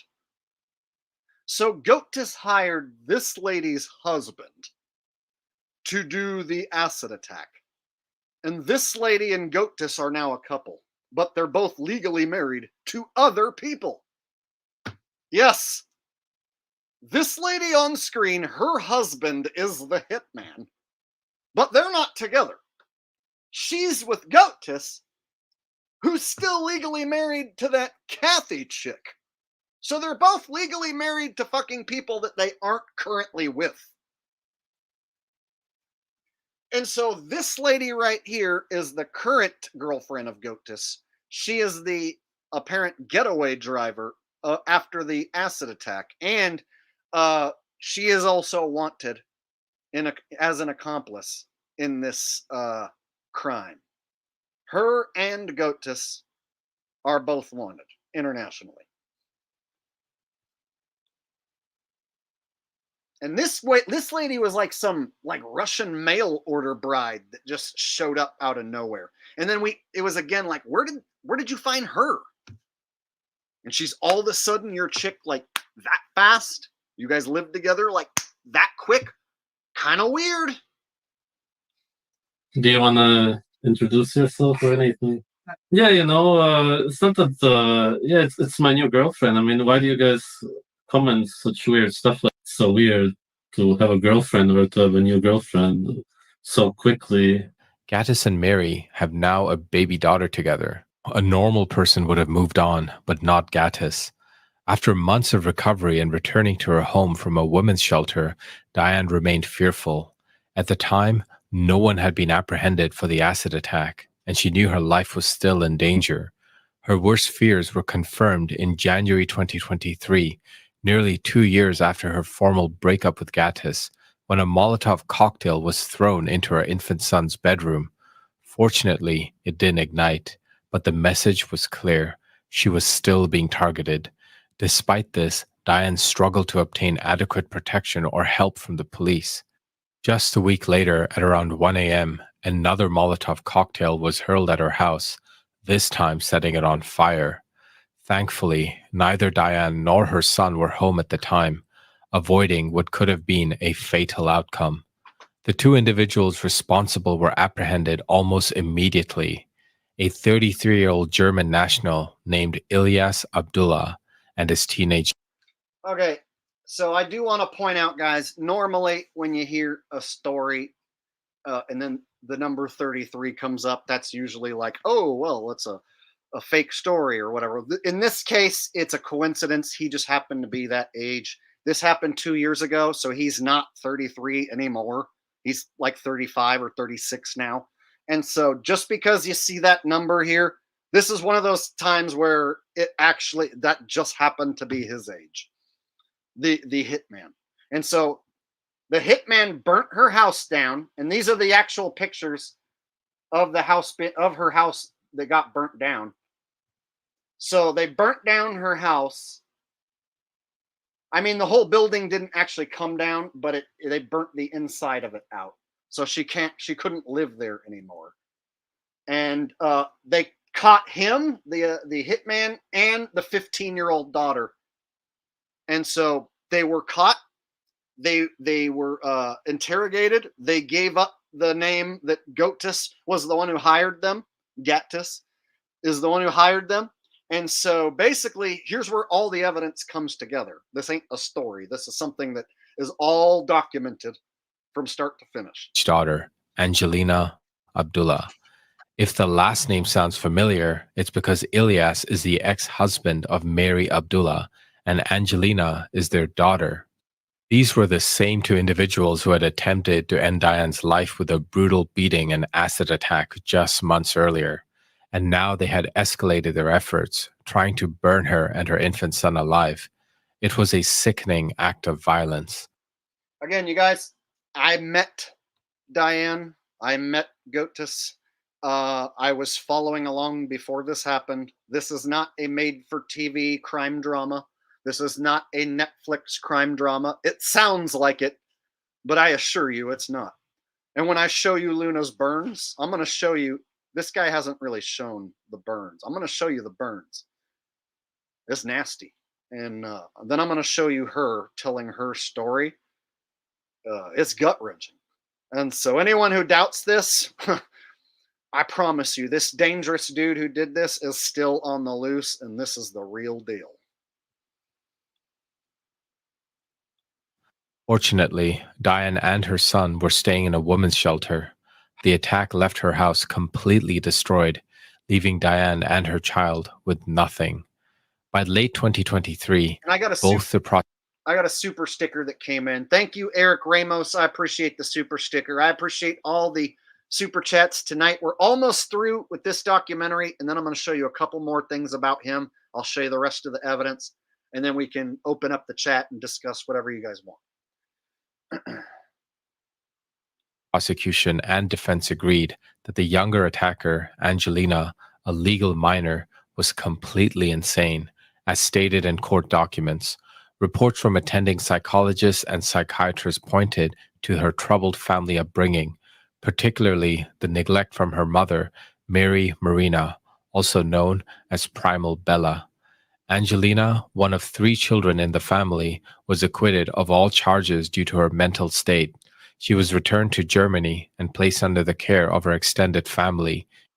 So the daughter of the hitman, who was 15 years old, and again, he brought his 15-year-old daughter to commit the crime. She was let off basically scot-free and declared insane. And so she basically got away with it because she was a minor. But the hitman, he gets sentenced to 12 years. He pleads guilty, gets 12 years, but he's recently just appealed the decision. And so it's going to go back to court. And so sadly, this thing hasn't come to an official conclusion yet, but it's almost there.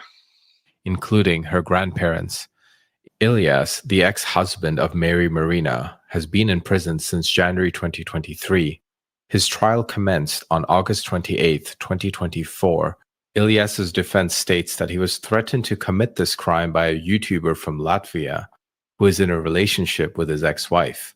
However, this doesn't explain why he would be smiling and laughing during his acid attack, according to Diane. And according to prosecutors, there was no hard evidence that he was forced to do this job. The nightstick was not mentioned. Ilyas expressed remorse for his actions, stating, "What this woman has gone through is a horror that no human deserves. Unfortunately, I was forced to contribute to that. I hope that she will find peace and healing, both physically and mentally, and that one day she will find space in her heart to forgive me." Okay, so apparently the hitman, and his name is Ilyas, he sounded like he was remorseful in that statement, but apparently he's appealed the decision, his guilty verdict and his punishment of 12 years in prison. So I guess he's appealed it and it's going to go back to court. But since he's appealed it, that means the money he was ordered to pay Diane for restitution, she's not going to get a dime of it until it goes back to court. So you guys, she basically, right now, she's been in financial shambles ever since this happened. And she's been relying on the kindness of people who know the story, you know, helping her. And so she does have a Patreon, and there are some of us who donate.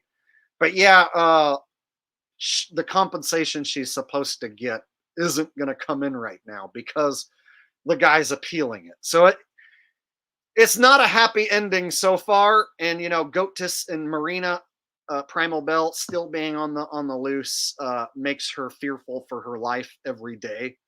That, you know, they could come finish the job at any moment or hire someone else to come after her. So it's really shitty that she can't put this behind her and be done with it, you know. And it's same with me. I want this to be done because I've been talking about it for years and it bothers me to think about this shit. Like, oh my God. It's like, if I don't say anything about it, then it's like this dude's going to get away with it scot-free. You know?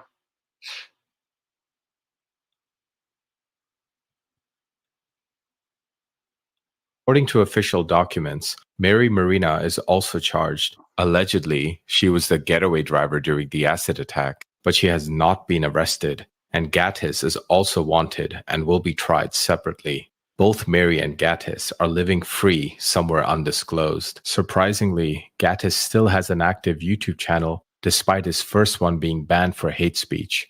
However, considering he is wanted by the law, this channel may not be up for long. As part of a plea bargain, Ilyas received only 12 years in prison for the attempt on Diane's life through a brutal beating and mutilation from sulfuric acid.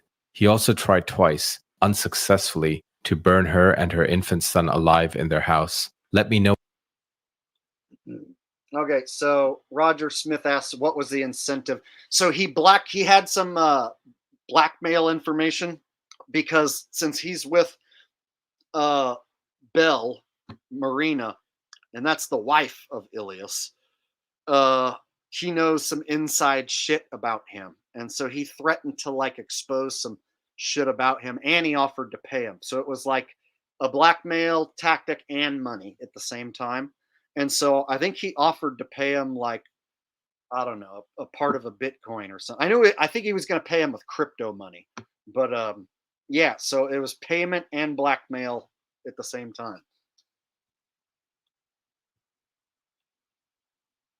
Know what you think of this justice in the comments below. Diane is dealing with post-traumatic stress alongside other physical and mental issues. If you'd like to support Diane, there's a link in the description below for her GoFundMe page. Help spread the word and like this video. This is Victor. Of course that it's Gatis that paid with Bitcoins someone to attack Luna and put her house on fire. We often talked about, me and Gatis, about throwing, like, well, he did whatever, like throwing like a tank in the window of her house and blowing her house up. We talked about like me attacking her, stuff.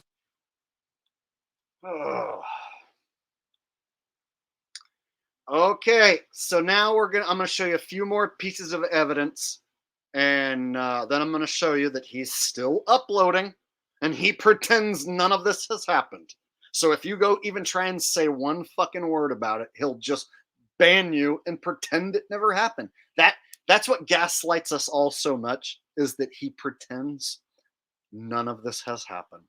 And so his followers are a combination of like incels who think he's some sort of god, and they're okay with him doing this, or they say that it's a lie, and they say we're just a bunch of crazies who made it up. So there's some of his fans who will say I'm a crazy person who just made this all up, and Luna just made it up. Diane, excuse me, made it all up. So yeah, some of his subscribers will say Gatis is not a bad guy. That's just a rumor. It's all just a rumor. So that's one of their favorite things, is to go, it's just a rumor. Which, of course, triggers the shit out of those of us who know what he has done. So let me show you some more disturbing things, and then we'll get to some other stuff.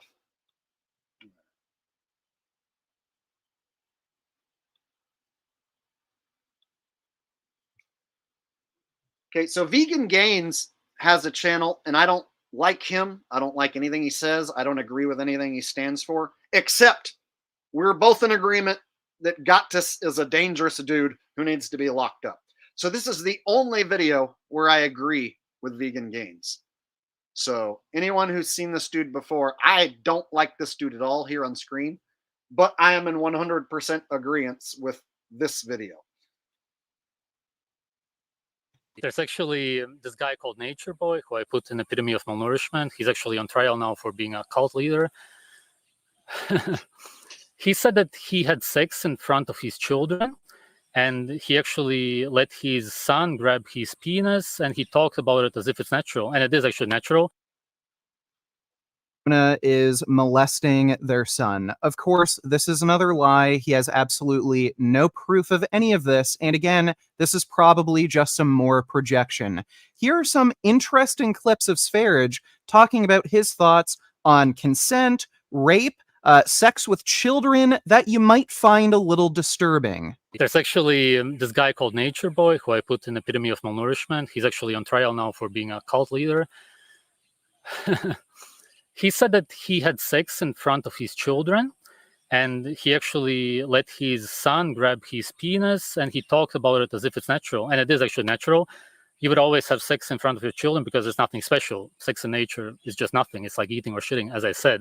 They drilled it inside of your head. Everybody in your life, the media, your parents, and the school system told you that it's wrong. You have been re-educated, and that's why you cannot actually explain why it's wrong when you hear about something such as having sex around children, your children, whatever. Your family, it feels wrong, but does it actually? No. In the so-called ancient times, in some places, it was normal for the mother to show the son how to have sex. This is why the sons quite often choose a girlfriend like the mother, and the daughters choose a boyfriend like the father. And of course, we can produce children with our sisters and brothers. Monogamy. Yes, this is monogamy. Monogamy is you having sex with your family.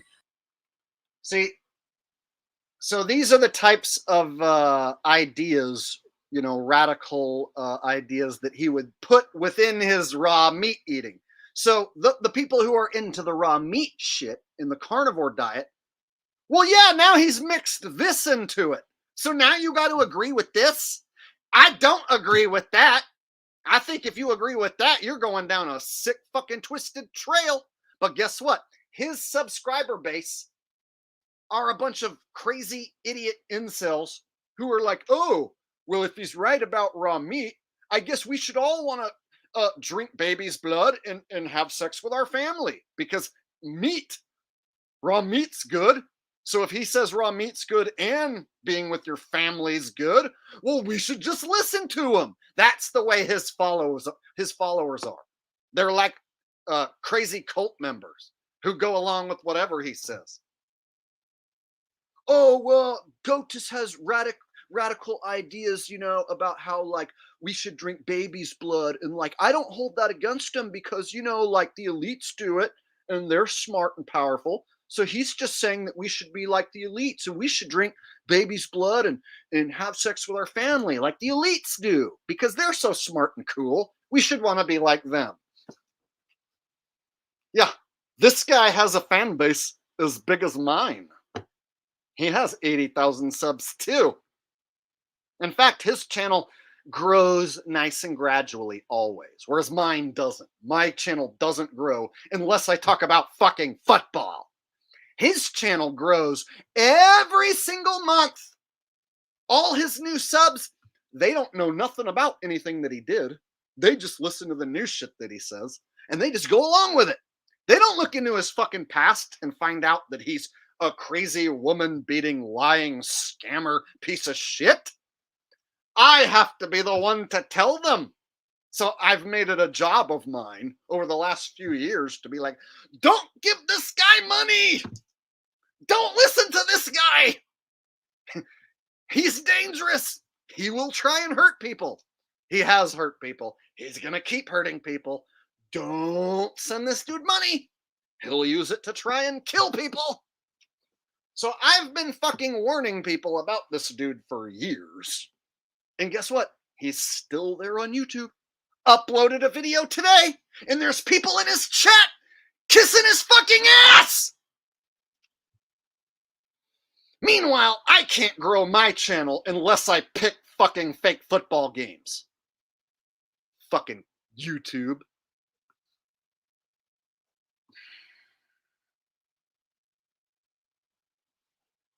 He gets to grow his channel, being a sick, sadistic, lying woman beater. But I'm not allowed to grow my channel unless I make fake football picks and promote gambling. Ugh, this damn platform is so fucking ass backwards sometimes. Allow a guy like this to roam free and gain an audience. Monogamy is not when you literally only have sex with your wife in marriage, which doesn't even exist. Marriage is in your head. No, in nature, you simply fuck with your family and there's no jealousy. Why would you be jealous of yourself? Your child, we can assume, is 50% the woman and 50% the man. You're creating a different version of yourself, and then you have sex with yourself, essentially, or at least 50% of yourself. But seeing as you merged with your wife, you could really say that it's having sex with yourself. And when the brothers and sisters have sex with each other, then it's also just different versions of you having sex with each other. Thinking about something like incest is very hard for a lot of people. And of course, when we hear about all of the stories of how the elite lives, we hear about incest all of the time. We hear about orgies, group sex. And the reason we do is because they have orgies, so-called ones, just like any wild animal would do it with their own family. And there's nothing wrong with that whatsoever. I remember when I was 16, I tried to touch a girl's genitals, her breasts, her face, and her whole body when she was asleep. Yeah, he just admitted to sexually abusing a sleeping girl when he was drunk. Yeah. You know, he just casually uploads that sort of content. And guess what? His current subscribers, they don't go back and dig this shit up. And then when they do see this, some of them are fine with it and they don't care. Some of his current subscribers, when they see this, they're like, oh my God, I didn't know. And then they unsub and they start following me, the guy who warned them about it. But there's others of his subscribers who don't have any problem with any of the shit that he's done just because he says that you should eat raw meat. So since he said you should eat raw meat and they like the raw meat diet, they give him a pass for every evil thing he's ever done. Swear to God, they have no problem with him trying to unalive a baby. No problem with him abusing some sleeping girl. No problem with him scamming the audience. No, because he said eat meat, and meat's good. So therefore, he's allowed to be an evil piece of shit for the rest of his life because he told you to eat meat. That's how stupid his audience is. If I sound a little irritated by it, it's because I am. If we go there right now, you're going to see thousands of comments from people kissing his ass like he's some wonderful fucking guru of advice. And here he is talking about how, he abused a sleeping girl. And she was drunk, I was drunk, and there was when I went after these physical ideas, and of course she felt horrible. The next morning she found out because somebody told her about it. So I can, in a way, relate to it, or at least have some kind of experience when it comes to this. So Sverige openly advocates for parents having sex with their children, and on top of that, he is also admitted to, at the very least, sexually assaulting, if not raping, a girl before. So this is, again, another clear case of projection. If anything, Sverige was probably the one sexually abusing his son.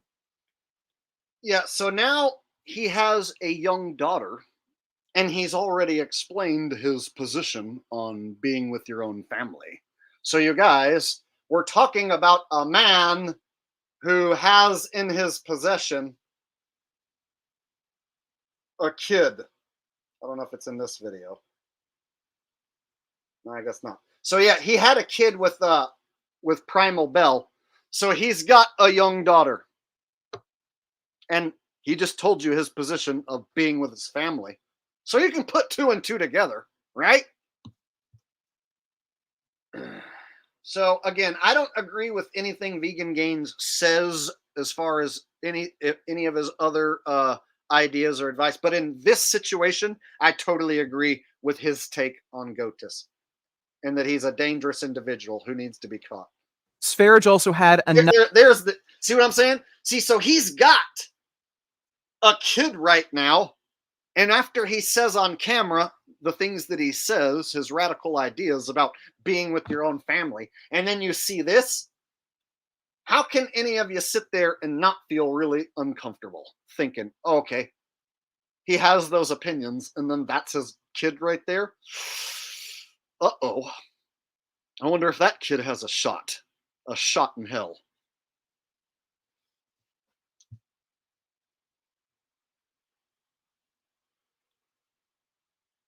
Another child with his current girlfriend. He now has a daughter. So, yeah, you should be very worried. This guy has sexually assaulted or raped women in the past. He's tried to murder his other romantic partners, and he openly advocates for having sex with children and your own family members, including your own children. This guy is dangerous as fuck and needs to be arrested.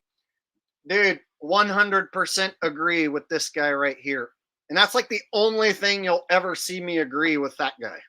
Other than that, I disagree with fucking everything he says.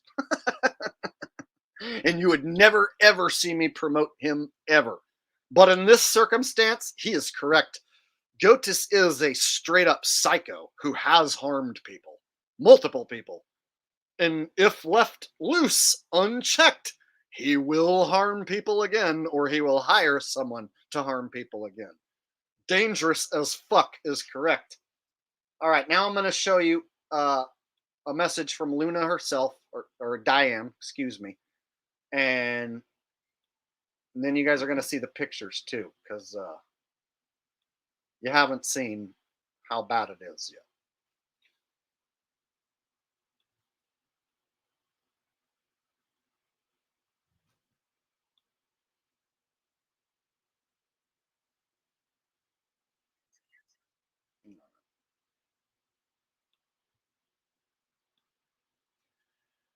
So here's the story, and this one's only 3 minutes. This is Luna's story.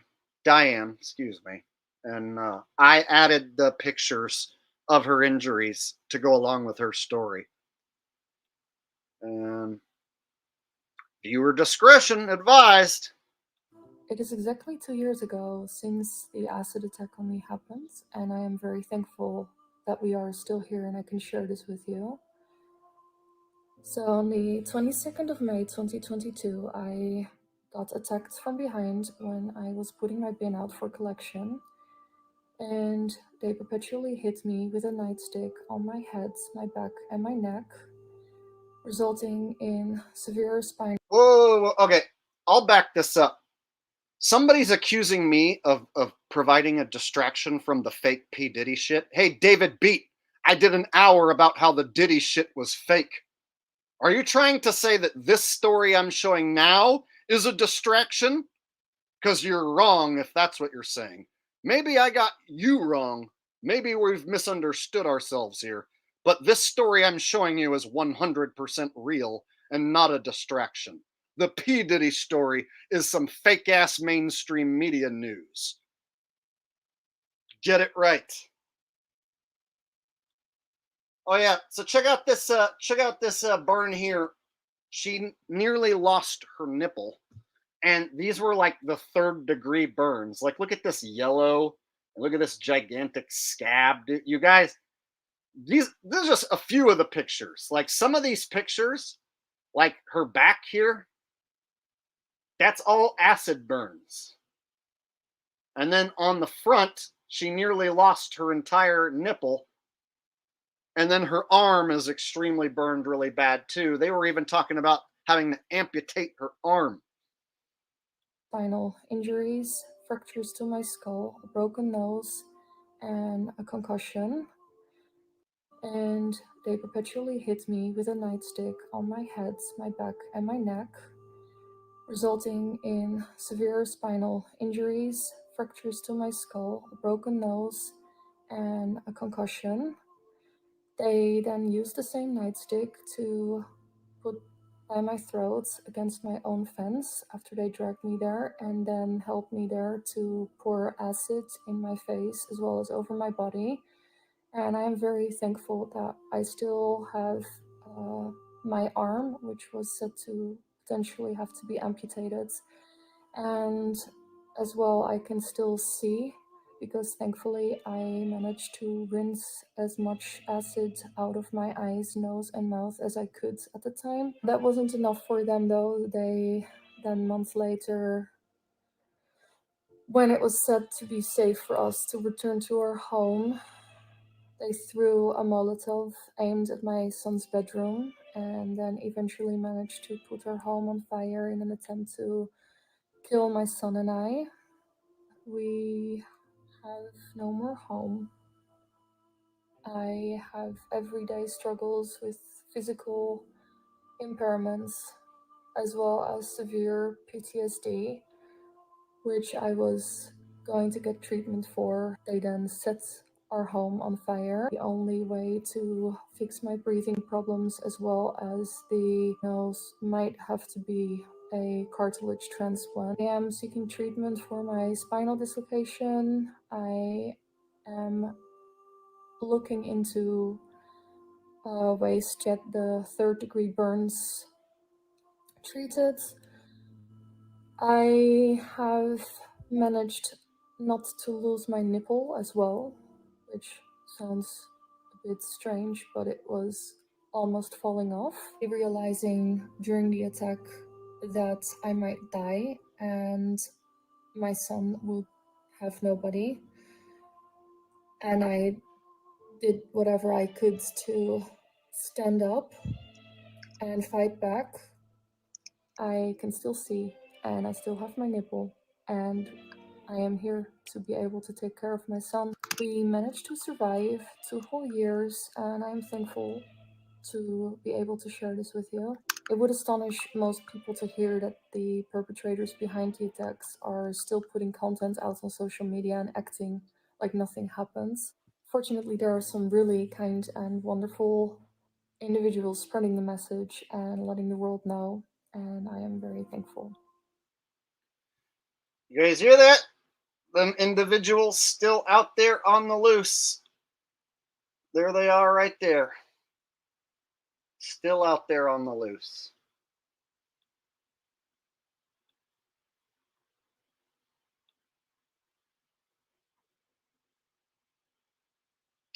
TXR.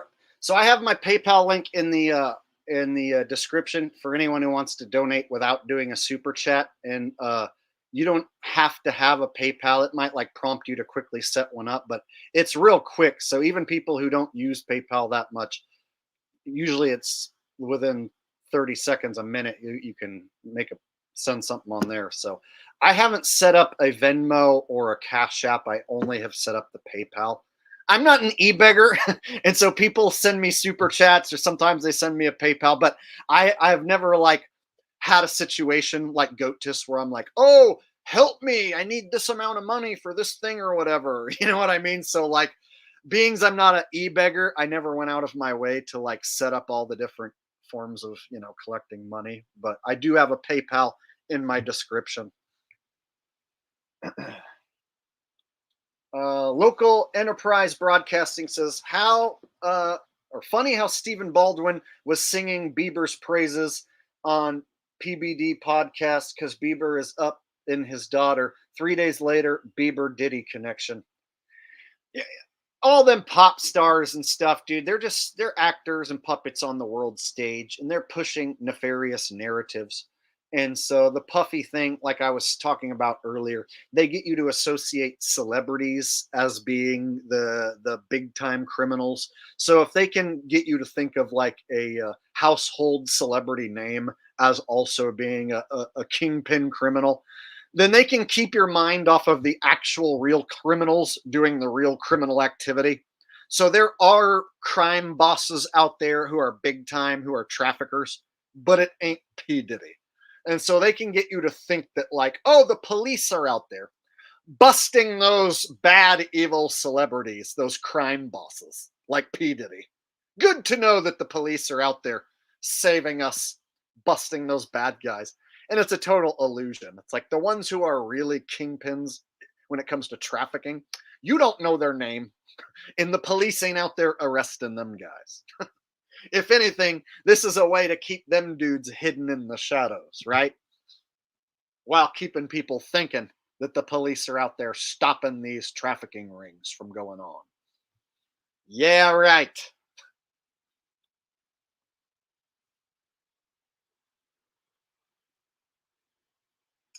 So Emily here, she is somebody who has helped in this process of exposing Gatis and Primal Bell. And she created a parody account where she started mocking and imitating Primal Bell, Marina Abdullah. And so between the two of us, we have been exposing this story and trying to tell as many people as we can so that we can keep Diane safe. Because the more people who know about this, the better chance she has.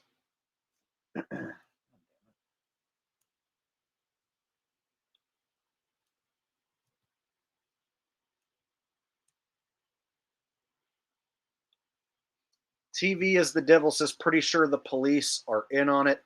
I don't know, man. I can't say. I know when you're dealing with internationally wanted fugitives, it's not as easy as just going and picking someone up from their house, So if you're talking about a dude who's like currently hiding his location, and he's holed up in, let's say, some Middle Eastern country, and they don't have a treaty or in place to help send criminals back to the Netherlands. Like there has to be like an agreement in place between these countries to work together and coordinate and send criminals back and forth. And if that ain't there, or if that if coordinating that isn't as easy as you would think, I can see how it would be trouble if they're in, let's say, Kazakhstan.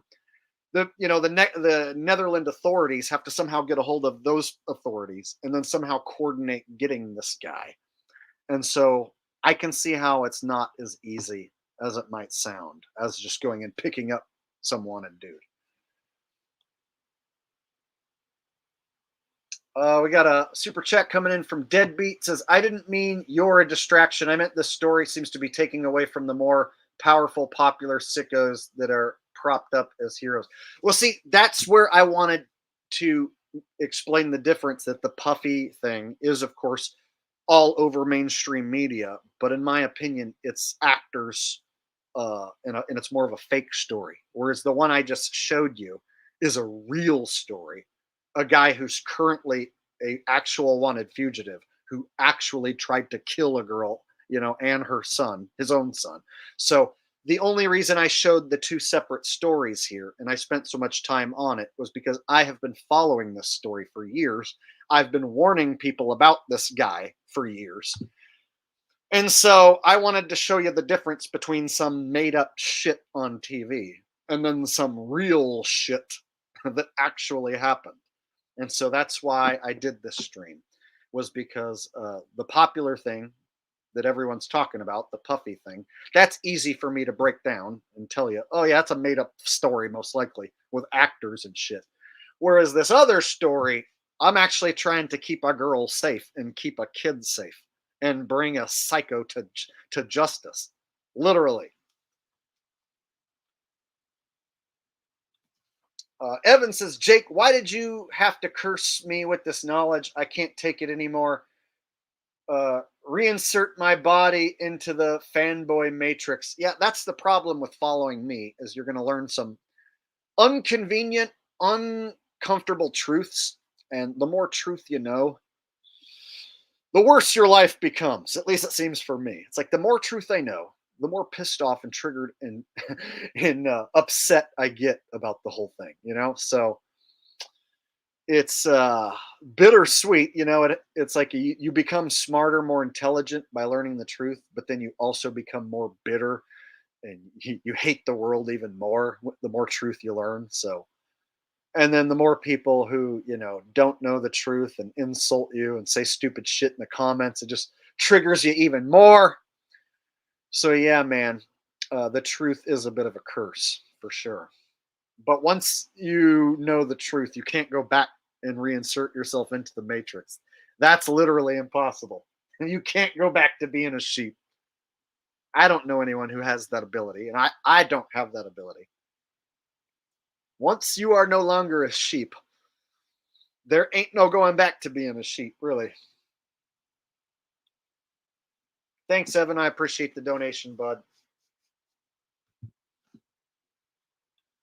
I just heard about the Haitians in Ohio on Nick Johnson's channel, and I don't know what to make of it. From what I hear, the town's only 40,000 people or so, and like 10,000 of them are Haitians, which is a lot.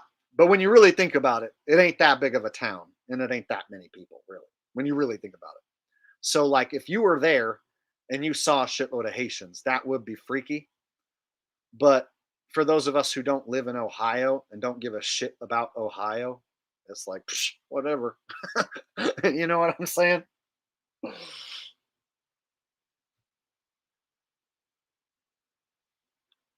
I talked about God Give Lemasti, or however you pronounce his name before. The production value and the way the information is presented seems very shilly to me. And so I am hesitant to accept any of what that guy has said.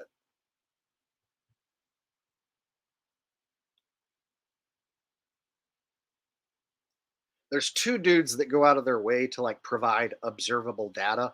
One's me and one's Q and Fee. And then there's a whole lot of guys who like to make claims without any fucking proof or observable data to go along with it. And I don't like people who do that. And there's a lot of people who do that. And a lot of people who follow people who do that, which pisses me off. And the more I try and set the record straight on that subject, the more people just get confused and want to ask stupid questions. So it's almost not even worth my time to try and teach anyone about what this place is, because most people just have made up their own mind about shit, and they're happy just repeating wrong shit or following people who are repeating wrong shit. So it's quite frustrating to be one of the only dudes who's not purposely repeating lies and wrong shit, trying to tell people what's actually maybe going on.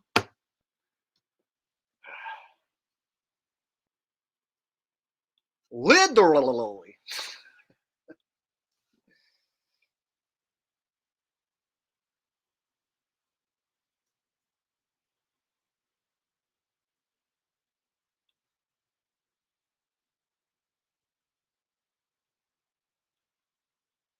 Oh, here, I'll give you links to everyone and everything. I'll give you the rundown here.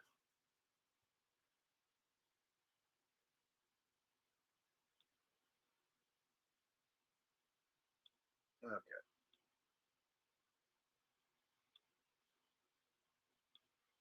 So if you want to see my parody channel where I have been making fun of Gatis and trolling him for years and calling him out for the crimes, it's a mix of comedy videos and me being serious. So like tonight, I was very serious. There's several videos on this channel where I'm like making fun of his wig and just trolling him, just being a dick. You know, so there's all sorts of different content of me exposing this guy, but this is the channel right here. It's called the Spherage Gatis parody videos.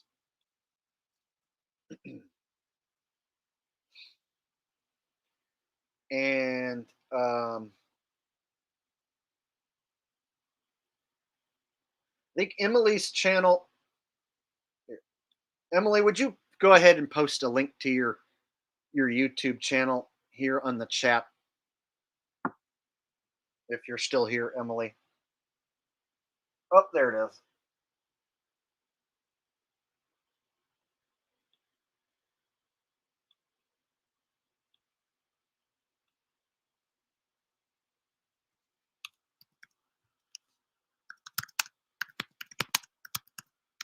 Primal Bell parody.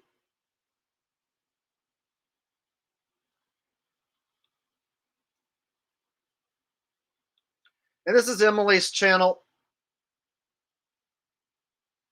She's been staying on top of all the developments with Diane and the case. Well, I guess I haven't subscribed with this channel. There we go. All right. And then just to show you that this guy is still uploading, I'll show you his most recent stuff. So here's Gatis, the wanted criminal, wanted fugitive, and he uploaded today and yesterday.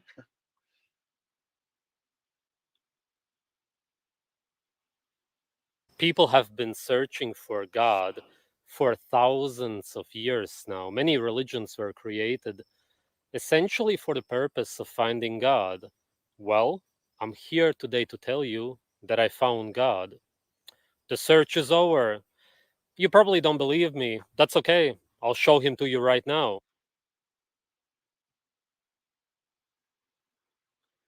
So there you go. He's trying to get people to join his Telegram group and pay for content, and that's how he leaves like a cliffhanger to get you to pay for his shit.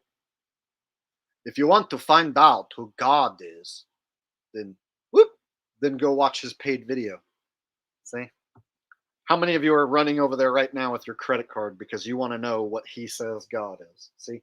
His audience is stupid enough that like 5, 10, 15 people will go over there and pay to watch whatever his video says.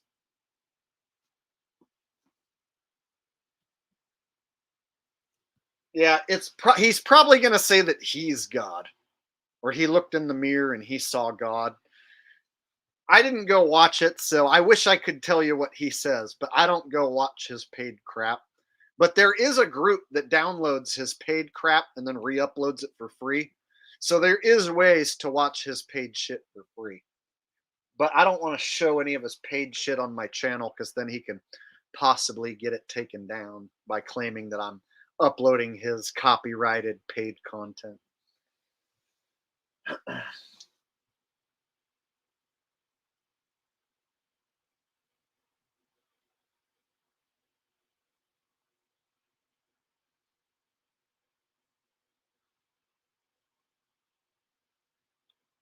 Yeah, I think he added the $500 level. It was $15, but then he added the 500 just in case there's any of his like rich subs. So there was the one rich sub who randomly would give him a whole Bitcoin. And he had that happen twice where he got a whole Bitcoin donated. And then after that, he started to try and like reach out to that rich person. And he would be like, if there is anyone out there who's rich and has a bunch of money who wants to help, I think I will need like, I don't know, 500,000 euros or something in order to start my own platform. So he's been trying to like get this rich person to give even more Bitcoins, but I think the rich person finally got fed up with sending him Bitcoins.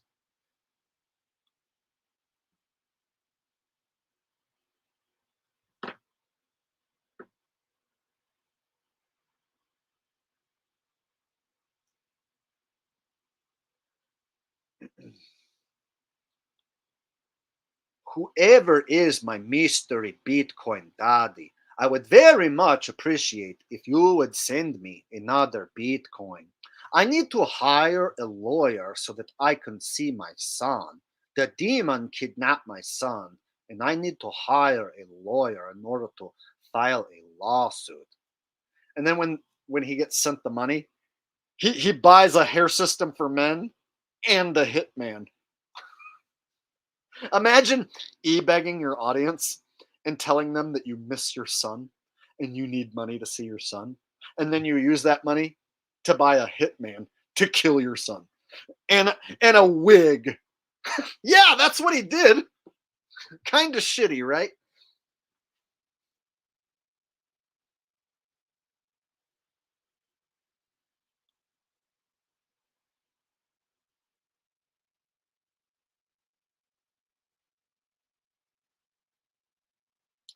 All right, I'm gonna go ahead and get off here. I've been on here almost 3 hours, and so I'll wrap it up. But before I go, I got the super chat coming in that says, "Pop quiz.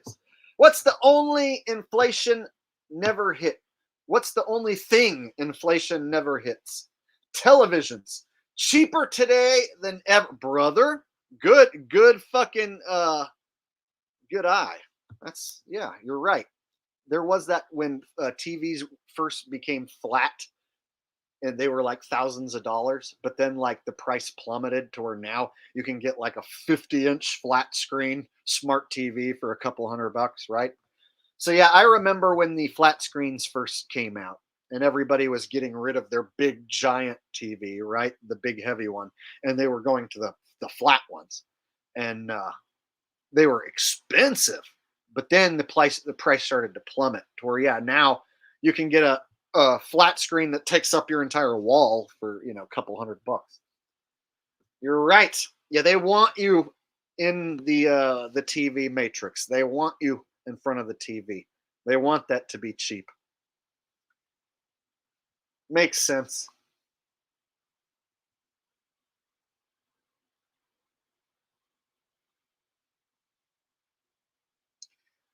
All right, guys, I'm going to go ahead and get off here. Thanks for hanging out with me on a Monday night, and I will try and do another stream later on this week, and don't know exactly what yet, but I'll try and do another stream before too long. And thank you guys for being here and watching tonight. Thank you to everyone who participated in chat. Thank you for all the donations.